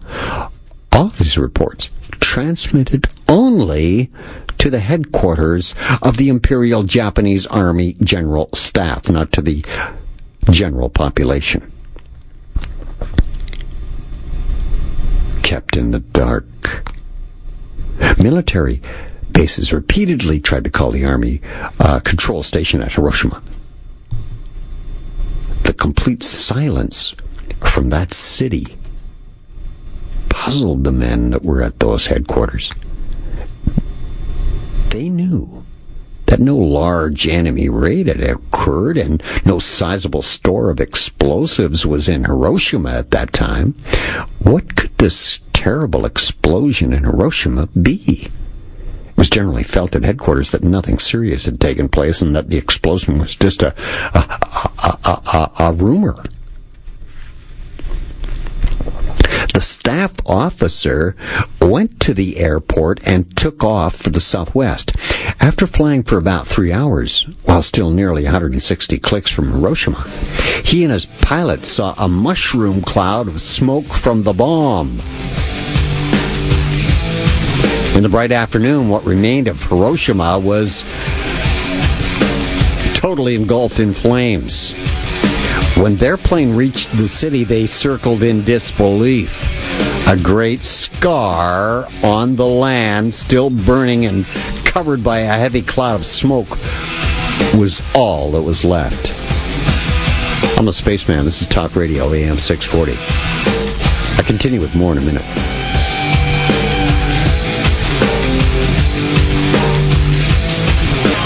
Yeah, it's the Spaceman on Talk Radio AM 640. It's a view from space. Communicate by email, spaceman at 640toronto.com or space at 640toronto.com. Either one gets me. So, a couple of days later, by August 8th, 1945, newspapers in the U.S. report that broadcasts from Radio Tokyo had described the destruction observed in Hiroshima. Practically all living things, human and animal, were literally seared to death, Japanese radio announcers said in a broadcast received by Allied sources. According to the U.S. Department of Energy, the immediate effects of that blast actually killed approximately 70,000 people in a few seconds in Hiroshima and about 40,000 in Nagasaki. Estimates of total deaths by the end of 1945 from burns, radiation, related diseases, the effects of which were aggravated by a lack of medical supplies. The numbers range from anywhere from 90,000 to 166,000. Some estimates actually go as far as saying 200,000 died by 1950 due to cancer and other long-term effects. Another study stated that from 1950 to 1990, about 9% of the cancer and leukemia deaths among bomb survivors was due to radiation from those bombs.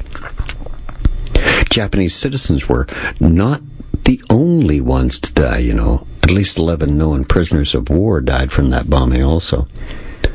Some of the reinforced concrete buildings in Hiroshima have been very strongly constructed because of the earthquake danger in Japan, of course, and their framework did not collapse even though they were fairly close to the blast center. Aizo Nomura was the closest known survivor, who was in the basement of a reinforced concrete building, like I just described, only 330 feet from directly below the center of the nuclear bomb explosion itself. You talk about ground zero. Akio Takakura was among the next closest survivors of the epicenter of the blast. She had been in the solidly built bank building of Hiroshima, only 980 feet from ground zero at the time of the attack. Since the bomb detonated in the air above the city, the blast was directed more toward downwards than sideways, which was mostly responsible for the survival of the prefecture industrial promotional hall, now commonly known as the Genbaku, or the A-bomb dome. This building was designed and built by the Czech architect Jan Letzel, and was only 490 feet from ground zero. The ruin was named the Hiroshima Peace Memorial and was made a UNESCO World Heritage Site in 1996 over the objections of the U.S. and China. The memorial monument for Hiroshima was built in Hiroshima for bombing victims. After the Hiroshima bombing, Harry Truman issued a statement announcing the use of the new weapon, and he promised that if they do not now accept our terms, meaning the Japanese, they may expect a rain of ruin from the air, the likes of which has never been seen on this earth. Where have you heard those words lately from? The Illuminati don't do anything new. They simply repeat history. There's nothing new under the sun. Behind this air attack will follow sea and land forces in such numbers and power as they have not seen, with a fighting skill of which they're already well aware. Concluding the words of President Harry Truman. Back in 1945. And much of those same words I've just told you of, the quote of President Truman, was spoken by President Trump this very week. Just a week after the 71st anniversary of the bombing of Hiroshima and Nagasaki.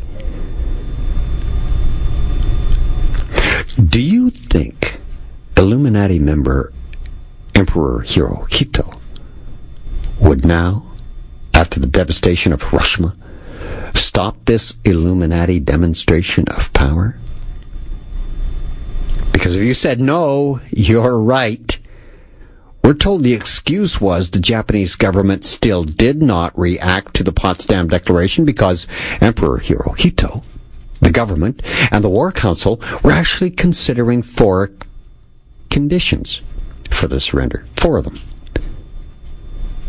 The number of foundation, the preservation of the Kokutai, the imperial institution and national politics group, the assumption of the imperial headquarters of responsibility for disarmament, demobilization, no occupation of the Japanese Horn Islands, Korea, or Formosa, and delegation of the punishment of war criminals to the Japanese government were the 4 conditions for surrender. The Soviet Foreign Minister, Vyacheslav Molotov, had informed Tokyo of the Soviet Union's decision to declare war on Japan. Imagine, Stalin, head of Russia, declares war on Japan at the end of the war. At 2 minutes past midnight, August 9th, Tokyo time, Soviet infantry, armor, and air forces launched the Manchurian strategic offensive operation. 4 hours later, word reaches Tokyo that the Soviet Union had declared war on Japan. Whoa! Think that was enough for Emperor Hirohito to throw in the towel, to quit? If you said yeah, you're wrong. The senior leadership of the Japanese army immediately begins preparations to impose martial law on Japan with the support of Minister of War Kurachika Anami, in order to stop anyone attempting to make peace. Responsibility for the timing of the second bombing in Nagasaki was delegated to Colonel Tibbets, by the way, as commander of the 509th Composite Group in Tinian. It was suggested for August 11th against Kokura. The raid was moved up a couple of days to avoid a 5-day period of bad weather forecast to begin August 10th that month. 3 bomb pre-assemblies had originally been transported to the American-occupied Japanese island of Tinian. They were labeled F-31, F-32, and F-33 on their exteriors. August 8th, a couple of days later after Hiroshima was hit, a dress rehearsal was conducted off Tinian by Major Charles Sweeney using Boxcar as the drop airplane. Assembly bomb number F-33 was expended, testing the components, and the F-31, other bomb, was designated for the August 9th mission in Nagasaki. Unlike the more modern aspects of buildings in Hiroshima too, by the way, which were mostly made of concrete, almost all of the buildings in Nagasaki, made of old-fashioned Japanese construction, made of wood or wood-frame buildings with wood walls, with or without plaster, and tile roofs. Most of the smaller industries, business establishments, were also made of wood or other materials not designed to withstand any type of explosion. Nagasaki had been permitted to grow for many years without conforming to any definite city zoning plan. So people's homes were even built right next to factory buildings and to each other almost as closely as possible through the entire industrial valley.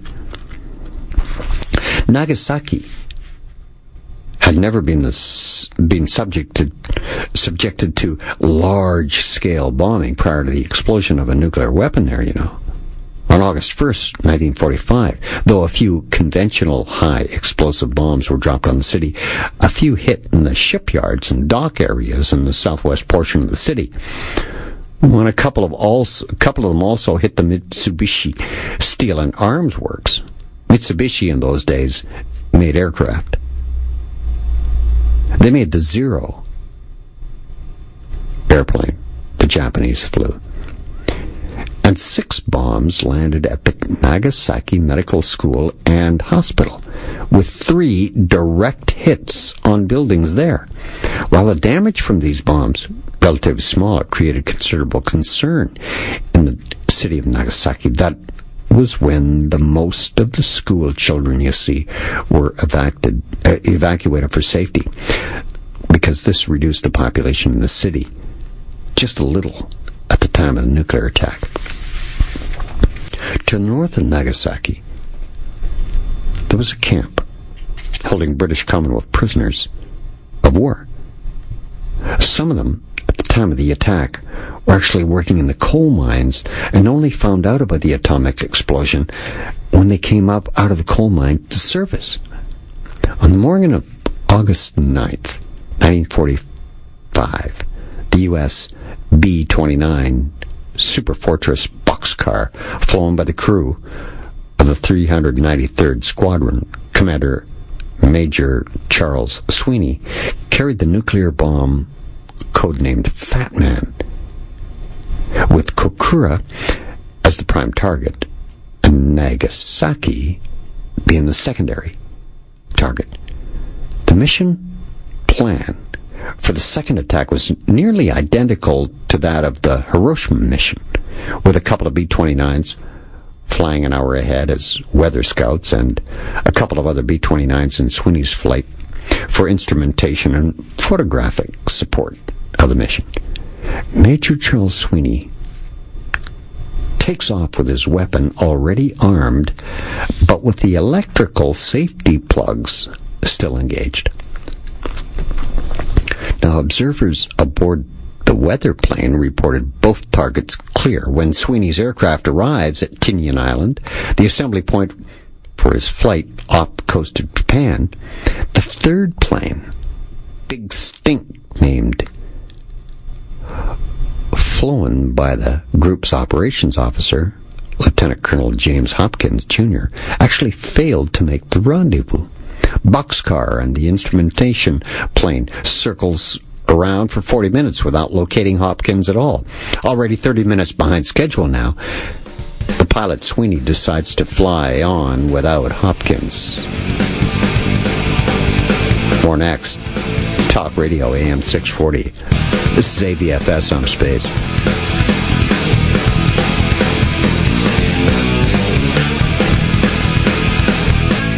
I'm the guy they call a Spaceman. This is Talk Radio AM 640. Please direct your emails to space640toronto.com or spaceman at 640toronto.com. DM writes, listening from Quebec City, Planning Central. Very interesting space. Yeah, he's referring to something I brought up earlier in the show tonight. The Quebec Agreement. The British government was the first to realize that this agreement was needed. It was signed in Quebec City, Quebec, Canada.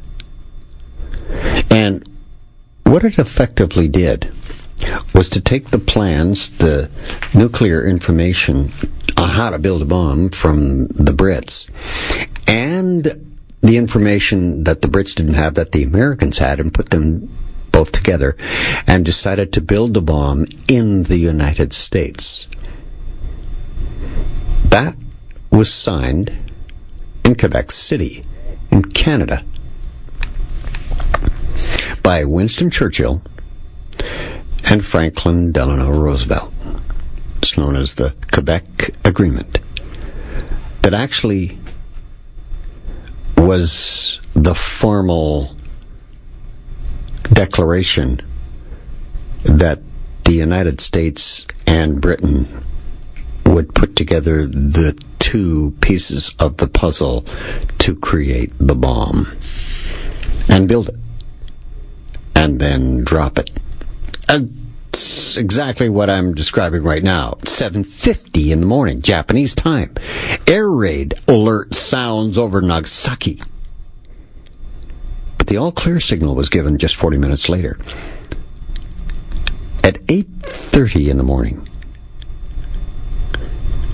we're told, when only two B-29 Superfortresses were sighted at 10:53 that morning, the Japanese apparently assumed that the planes were only on reconnaissance and no further alarm was given. You're kidding me. The Japanese fall for the same trick again that happened in Hiroshima that culminates in an atomic bomb being detonated just 3 days before? If you see just a couple of more planes in the sky after Hiroshima, aren't you immediately thinking, here we go again? A few minutes later, time is 11 a.m. The number of total destruction. The great artiste, the support B-29, flown by Captain Frederick Bach, drops instruments attached to 3 parachutes. These instruments actually also contained an unsigned letter to Professor Ryokichi Sagani, a nuclear physicist at the University of Tokyo, who studied with 3 of the scientists responsible for the atomic bomb at the University of California, Berkeley, urging him to tell the public about the danger involved with these weapons of mass destruction.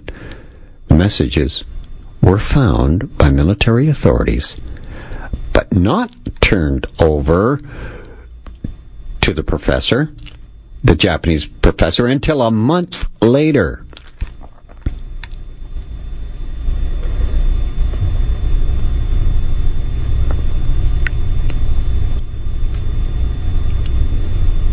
One of the authors of the letter, Luis Alvarez, met with this Japanese professor and signed the document. He autographed it for him. Anyway, at 11:01, a last-minute break in the clouds over Nagasaki allows Boxcar's bombardier, Captain Kermit Bion, to visually sight the target as ordered. The Fat Man weapon, containing a core of 14 pounds of plutonium-239, is dropped over the city's industrial valley. It explodes 43 seconds later at an altitude of 1,540 feet above the ground, exactly halfway between the Mitsubishi Steel and Arms Works that made aircraft in those days in the south and the Mitsubishi Ukrami Ordnance Works. They made torpedoes in those times in the north. This was nearly 3 clicks northwest of the planned hypocenter that was planned. The blast was confined to Urakami Valley, and a major portion of that city, by the way, protected by the hills between them and the bomb. Now, the explosion had a blast yield equivalent to 21 kilotons of TNT. That explosion generated an estimated heat of 3,900 degrees Celsius. The winds that were created by this massive heat, and with the air rushing in to fill that void, the wind was at least estimated at over 1,000 kilometers per hour. I would suggest to you that 1,000 kilometer an hour wind could even flatten a building easily. That would be what? 4 or 5 times the highest hurricane wind ever recorded. Casualty estimates for immediate deaths ranged from 40,000 to 75,000. Total deaths by the end of 45 reached 80,000. At least 8 known POWs died, as I said earlier in the show, too, and as many as 13 POWs died later of radiation poisoning. 1 British Commonwealth citizen died in the bombing. 7 Dutch POWs, only 2 names were known, died also. And at least 2 POWs died post-war from cancer thought to have been caused by the atomic bomb. Now, the radius of that total destruction was 1 to 2 kilometers, followed by intense fires across the northern portion of the city. One American POW, Joe Kiyomiya, was in Nagasaki at the time of the bombing, but survived, having shielded from the effects of the bomb by concrete walls of his cell. The American POW had the concrete walls of his cell save him. And get this. This is one of the most incredible facts that came out of all of this. An unknown number of survivors from the Hiroshima bombing actually had made their way to Nagasaki, where they were bombed again. The Mitsubishi Urakami Ordnance Works, the factory that manufactured the Type 91 torpedoes used in the Pacific Ocean, the Japanese submarines released in Pearl Harbor, was also destroyed in the blast. That whole factory wiped out completely, totally. There's also a peace monument and a bell of Nagasaki and Kokura, the original second target, along with Hiroshima. Now it's come out lately that the Illuminati expected to have other atomic bombs ready for the use in the third week of August, with 3 more in September and a further 3 more in October of 1945 if things didn't go exactly as planned. On August 10th, Major General Leslie Groves, military director of the Manhattan Project that made the bombs, sent a memorandum to the General of the Army, George Marshall then, Army Chief of Staff, in which he wrote that the next bomb should be ready for delivery on the first suitable weather after August 17th or 18th. And on the same day, something else pretty significant happened. That next on Talk Radio, AM 640. This is AVFS. Please direct your emails to spaceman at 640toronto.com or space at 640toronto.com.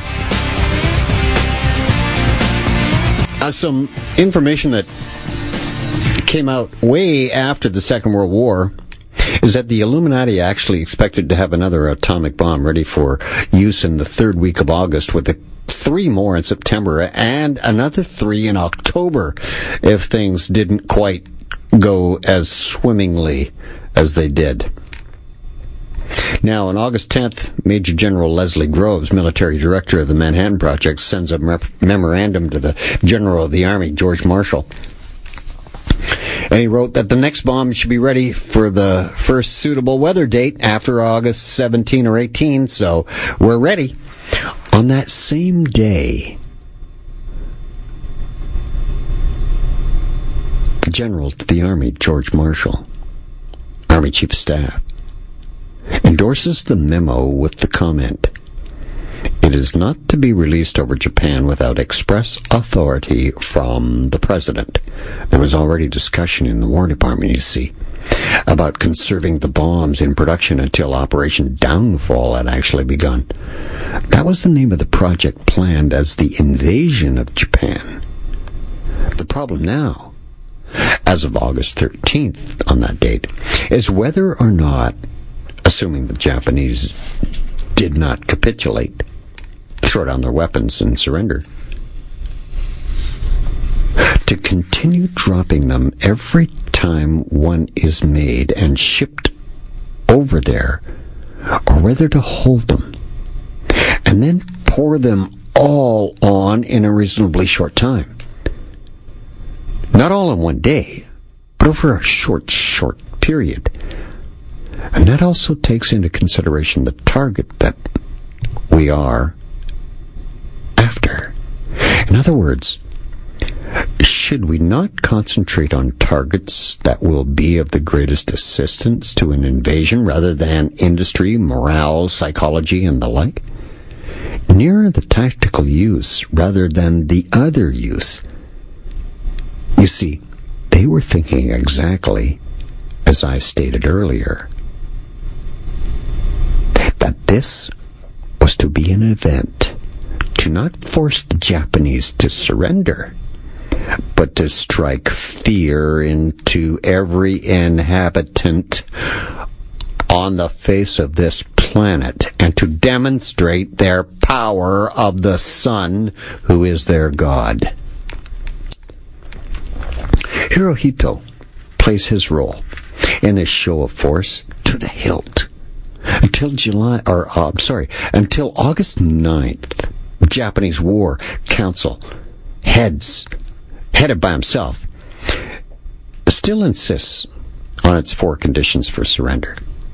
On that day, Emperor Hirohito ordered Kido to quickly control the situation because the Soviet Union had declared war against them. He then held an imperial conference during which he authorized Minister Togo to notify the Allies that Japan would accept their terms on one condition: that the declaration does not compromise any demand which prejudices the prerogatives of His Majesty as sovereign leader and ruler. In other words, we'll surrender, but I stay in power. Guess what happened? They surrendered, he stayed in power. He's a member of the Order of the Garter, the innermost sanctum of the British monarchy.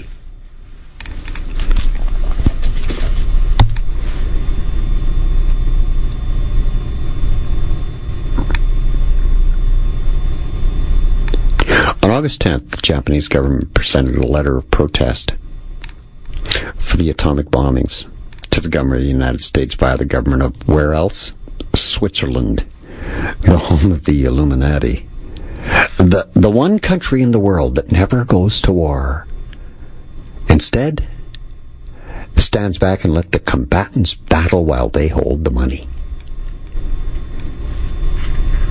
On August 12th, that's an 11-day in numerology. Remember, 11 is assigned to any person or event that directly aids the rise of the Antichrist and his one-world government. It means destruction. Hirohito then informs the imperial family of his decision to surrender. One of his uncles, who was Prince Asaka, then asked whether the war would be continued if the Kokutai could not be preserved. The Kokutai, meaning, of course, the sovereignty of the royal family. To which Hirohito simply replied, "Of course."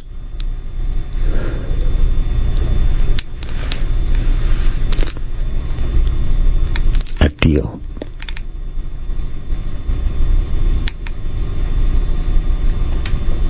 Between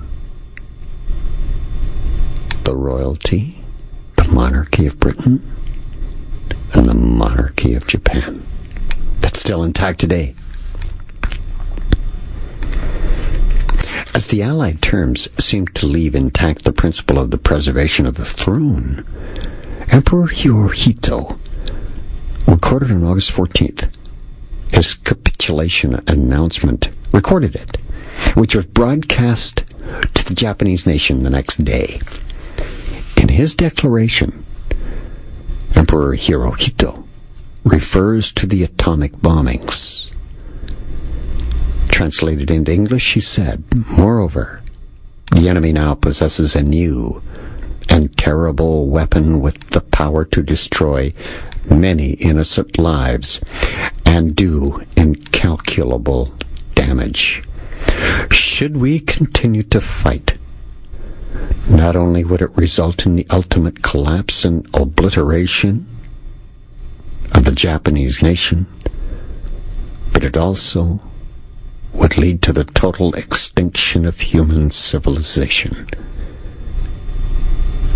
You see, he was even told by the Illuminati what to say.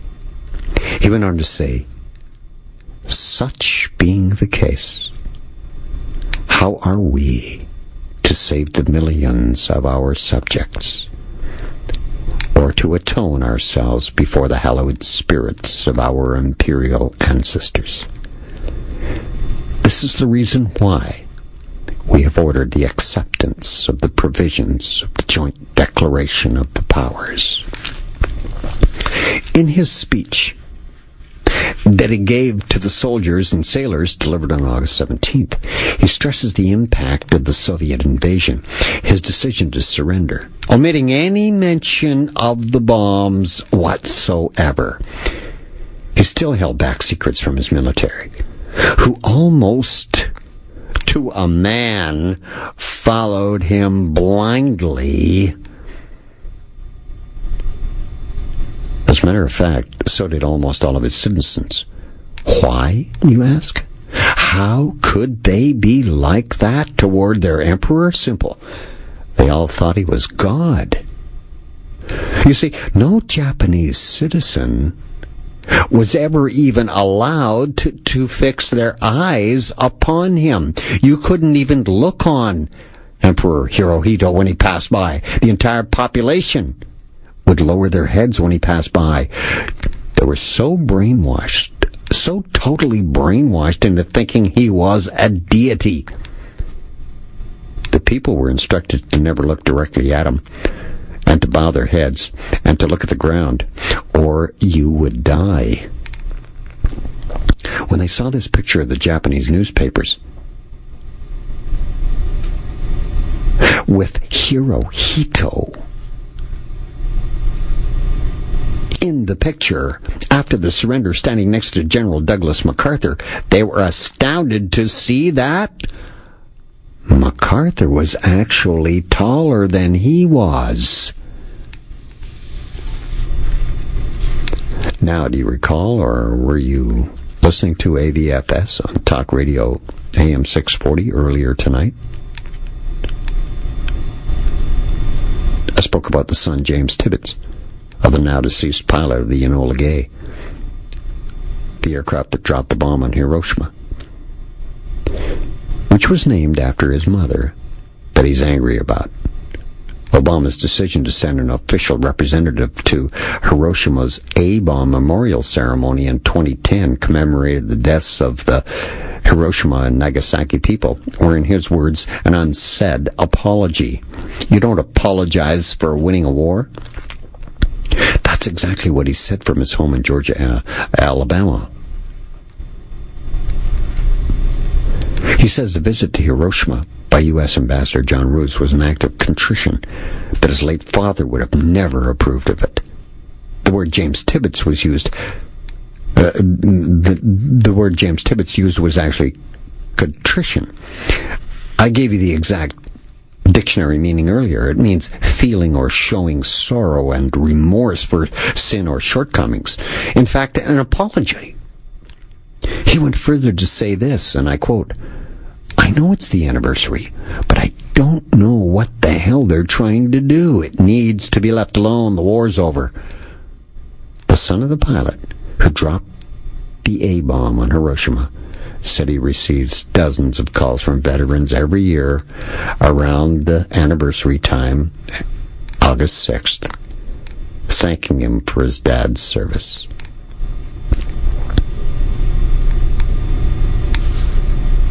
During the war,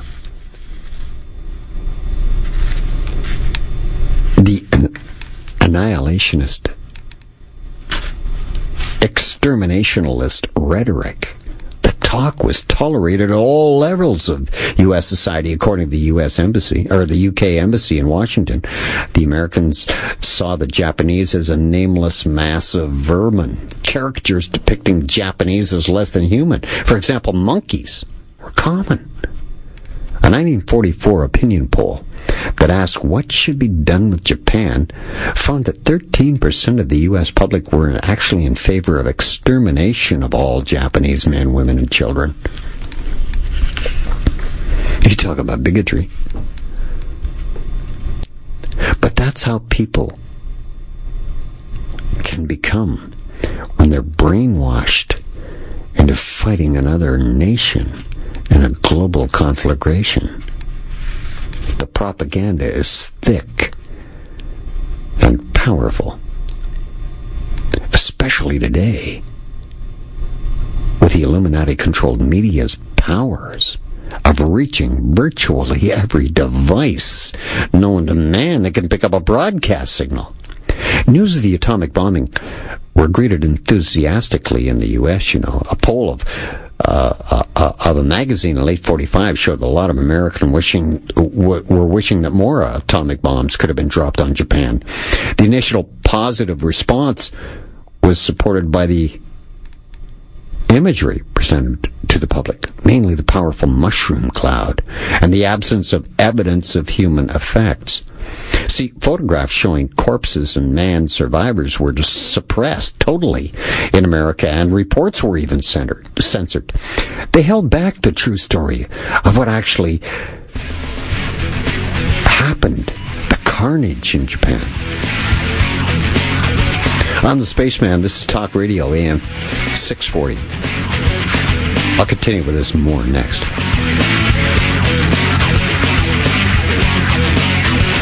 I communicate by email, spaceman640toronto.com or space@640toronto.com. Thanks to the one you sent. So, news of the atomic bombing greeted enthusiastically in the U.S. in late 45. Showed a lot of Americans wishing that more atomic bombs could have been dropped on Japan. Oh, the hatred was vitriol. And they edited out, or actually censored, the evidence of human effects. Photographs, for instance, with corpses, maimed survivors, walking around half dead, burnt almost to a crisp, suppressed. The reports were censored. In America, the land of the free, home of the brave.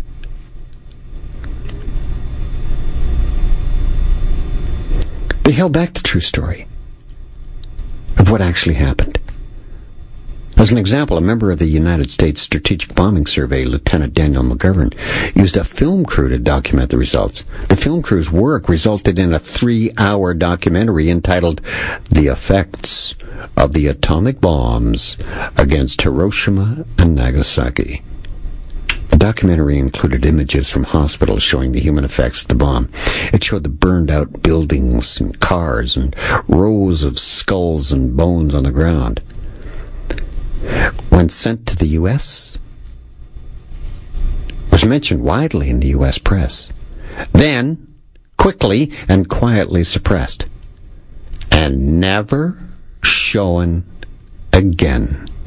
In fact, it was actually classified top secret for the next 22 years. Now, an earlier Trinity site in New Mexico was the location for the first atomic bomb explosion. Chaos and synergy, breaking apart, joining together, are the first principles of alchemy. The atomic bomb broke apart the positive and negative, the male and the female elements that compose primordial matter. Physicists refer to this fiendish trickery as nuclear fission. Breaking apart and joining together. They're the first principles of alchemy. Through alchemy, our gods, the overlords of this earth, are trying to transform this world into a one-world government through alchemy, breaking apart and then joining together. It's nuclear fission, according to the physicists. The New Mexico Trinity sits on the 33rd degree latitude line. The perfect number. Twice. Did you know that communist Russia did not have an atomic bomb until the Illuminati gave them the plans?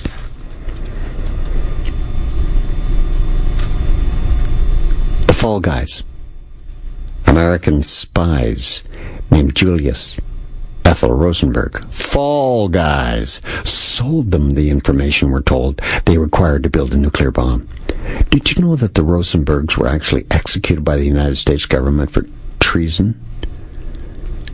Did you know they were ordered to by the Illuminati? That what if it had taken the Soviets another 10 or say 20 years to build a nuclear bomb? Was the communist takeover of China inevitable then? Absolutely not.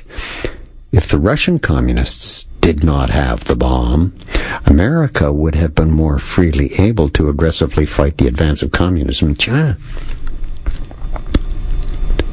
Would there have been a Korean War in the 50s if China had never been taken over by the communists? Absolutely not. Would there have been a war in Vietnam if communism would have been crushed in its infancy? Absolutely not. Would 4 million Cambodians have been murdered by the Red Army if China had never gone communist? Again, absolutely not. What about the dozens of deadly communist slaughters in nations around the world? Do you think that these wars would have taken place if the Illuminati hadn't made sure the Russian communists were given the secrets of the atomic bomb to the communists? The answer is no. So it's very likely that none of these wars, none of these communist takeovers, none of the mass slaughters of innocent people in communist nations around the world, none of these atrocities would have happened if America would have kept nuclear superiority to themselves. Because that's the power when only one has the big one. It's how the Illuminati are going to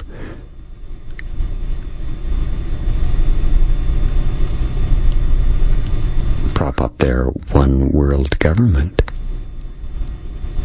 They'll be the only ones with the power of nuclear technology. If Russia never had been taken over by the Bolsheviks, or if Russia had not gotten the bombs so early in the Cold War, the Illuminati set up the Cold War, pitting one system against the other, causing chaos and restoring order. Their order when the conflict was over. Yes, their order. That's how they do it. The 33rd degree parallel is actually the Masonic line for psychic energy. That's why the bomb was built on the 33rd degree parallel. There are 33 titles in the Old Testament for the Antichrist, while there are 13 in the New Testament for the Antichrist.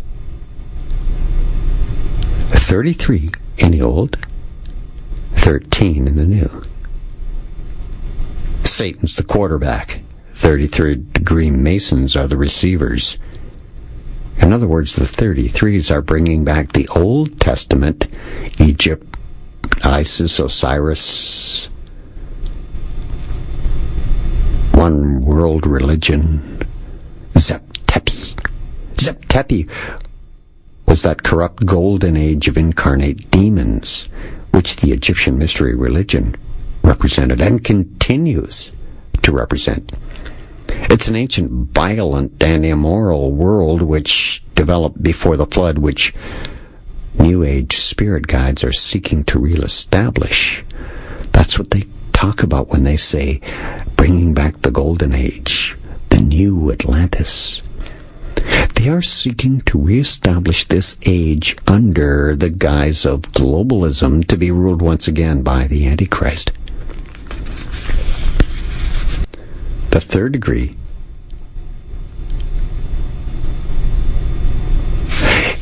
is what's used in colloquial expressions to give you the most of what they can do. I mean, when you're raked over the coals to to the third degree, you've really been put through.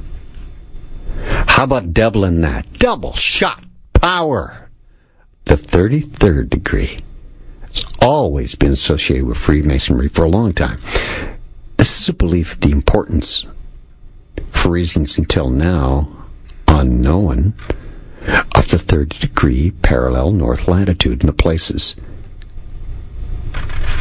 that are built along it, as well as the history recorded on it.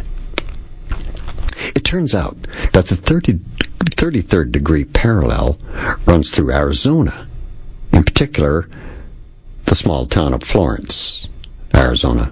The Arizona Department of Corrections maximum security prison is located there, and on its grounds is Arizona's death row, located immediately west of the prison in the town of Florence, itself a small Masonic-related building on Main Street.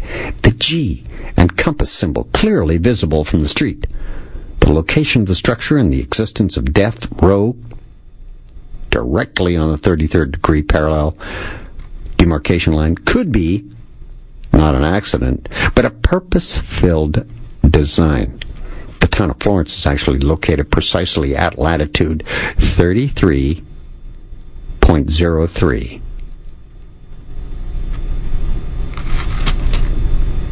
And 111.234 longitude. Notice the 31 in Florence, Arizona being a 13 in reverse. A coincidental occurrence. Or does this macabre phenomenon repeat elsewhere? Here's what the research reveals. Death Row, Mississippi. Located on Parchment, Mississippi. Sunflower County. Freemasonry, of course, associated with solar or sun worship. Latitude, north, 33 degrees. There's more. It's next. It's Talk Radio, AM 640. I'm the Spaceman.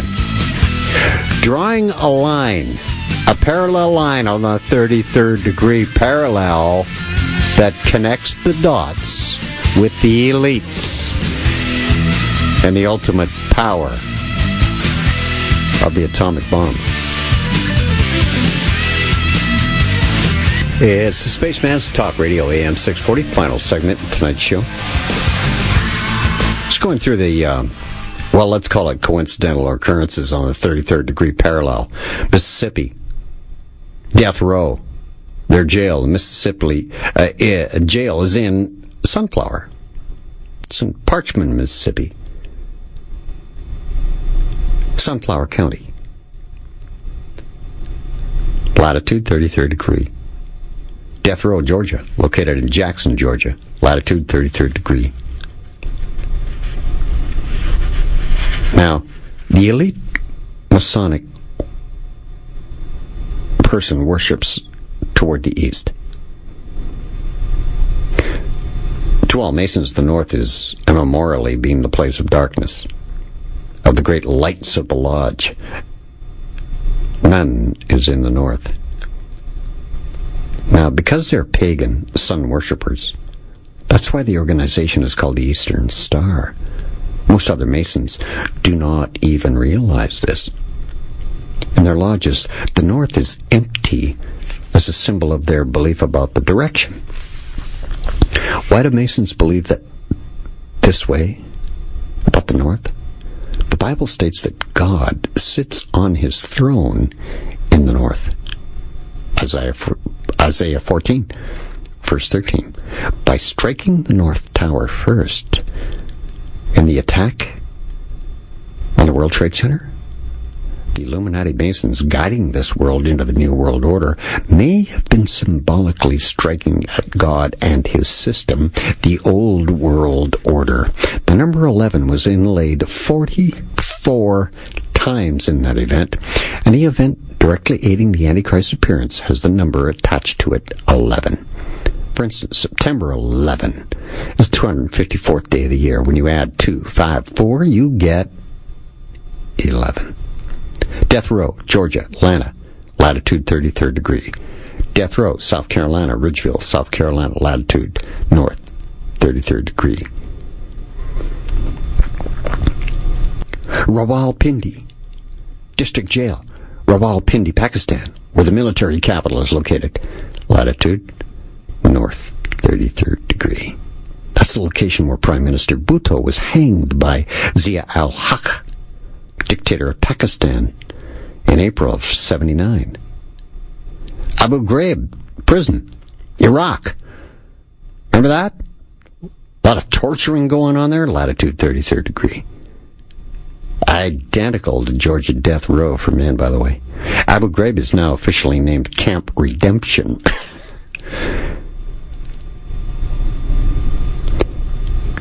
The death row for Lebanon is Rumiyah Prison, north of Lebanon, 33rd degree north. It's very close to being exactly the exact area of death row in Atlanta for females. The birthplace of Bill Clinton is Hope, Arkansas. Do you know that? Located at north latitude 33 degrees. It's very close to the approximate location of death row for women in Atlanta, as I said, death row in Lebanon. Bill Clinton also had been associated with human sacrifice of newborn babies, as a matter of fact, to hold on to power and avoid being removed from office during the Lewinsky impeachment hearings. Clinton and his relationship with the cannibal sorcerer and former leader of Liberia that performed human sacrifices aid him, he believes, in keeping the office of the presidency of the United States. The greatest story never told is that many of the top leaders of the world today have some connection to sorcery, the occult, magical means, or adepts, as part and parcel of their rise to power. The gullible public is led to believe that everything is unconnected with any kind of religion, when in fact the exact opposite is true. Many global events and movements I can name are filled with hidden meaning that the public is not meant to or allowed to know about. Research I've done shows that Gaddafi, Libya, considered to be a neo-Sufism follower. Knowledgeable sources believe that Germany itself is going to go back to the days of the military religious Teutonic Knights, were based on Sufism as well. The Italian investigative magistrate and author Carlo Palermo, in his book The Fourth Level, discussed the basis for what later became Hitler's Nazism. The SS actually took the Prussian Empire as a model. The Prussian state modeled itself after the Teutonic military religious order. The Teutonic order included the Knights Templars that mixed Masonry and Eastern mysticism and became the wealthiest group in all of Europe. They got their inspiration from Sufism. The SS, Hitler's Third Reich, followed the ways of the Sufi mystics, also that practiced a form of trance-like meditation. And the founder of the Tula Society, the main influence of Hitler's Nazism, was a follower of Neo-Sufism. Rudolf von Sebetendorf was deeply influenced by Sufism. The Tula Society was even affiliated with a group known as the Order of the Teutons. That group was formed on the same organizational structure as the Freemasons.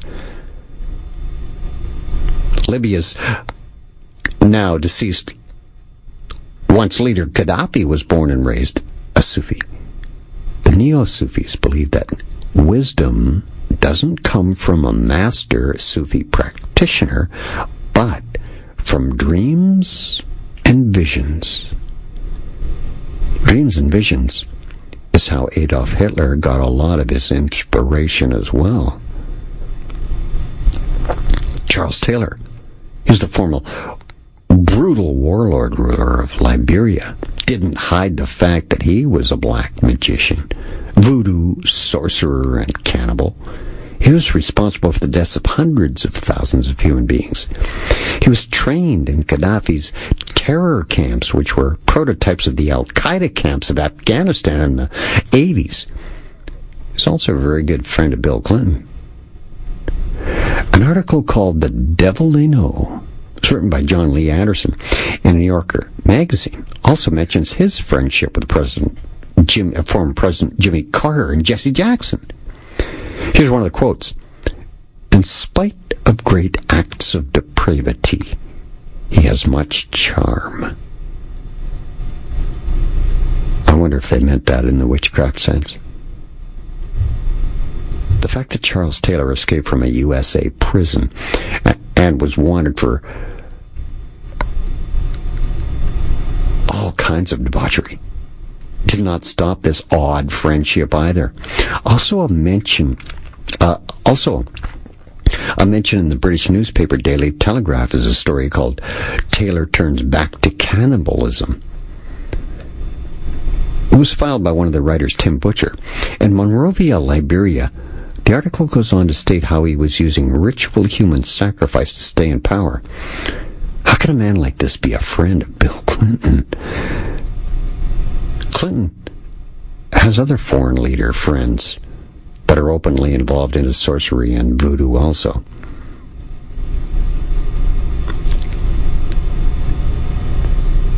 Did you know the defrocked Jesuit priest Bertrand Aristide, the former president of Haiti,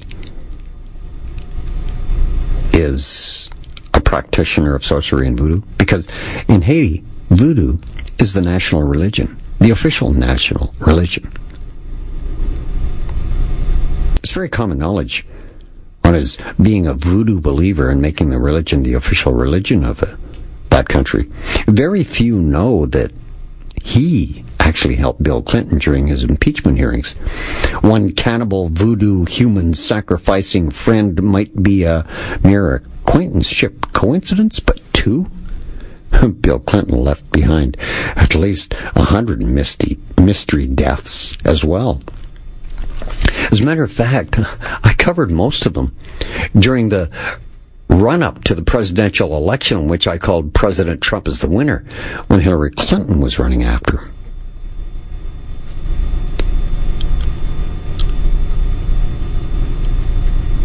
Yes, there are many things in this world that aren't as they seem. A couple of leaders on the 33rd degree parallel alone tried to stop the opium trade, you know. They both met the same fate as the Chinese emperors did that tried to stop the opium trade. It was started by the British East India Company, by the way. The British royals were behind that. That's how they took China over originally. Opium. They got them all strung out on opium and took it over. There are two that tried to stop it and they were removed from power. Who do you think they were? The two leaders who tried to have the opium trade stopped. Richard Nixon was one. Mullah Omar of the Taliban was another. Nixon told the Turks to stop growing poppies and turning it into heroin for export to the USA, or else. They did stop. Richard Nixon was removed from power. Mullah Omar, Taliban leader, told poppy farmers to stop growing the crop in Afghanistan. They did. Mullah Omar was removed from power. Both Nixon and Mullah Omar had their political bases in 33rd degree parallel nations. Nations that sat on the 33rd degree parallel. Now, California and the Pashtun religion of Afghanistan, to be more specific, are bisected by the 33rd degree parallel. Once the decision to end the trade was made, the fall came very quickly. In the case of Nixon, General Al Haig, doing the "I'm in charge" quote, went on to become an honorary spokesman for the Chinese company Costco. That's the company that was accused of trying to sell weapons to L.A. street gangs, like the Crips and the Bloods during the height of the CIA-sponsored crack epidemic. So you see how the elite rich are behind all of the drug trade? Nixon's downfall and his advice to have Nixon meet with mass murderer of the third-degree parallel supreme leader Mao Zedong made all of these events possible. And what happened to Turkey? Well, Turkey's been secretly allowed to get back into the heroin trade. Most of the heroin actually comes from the blooming poppy fields of 33rd degree parallel in Afghanistan. Yeah. You know, the largest consumers of heroin have traditionally been on the 33rd degree parallel: China, USA, and Iran. And now we have an opium problem, the opiates. They have a synthetic drug that's killing many around North America right now.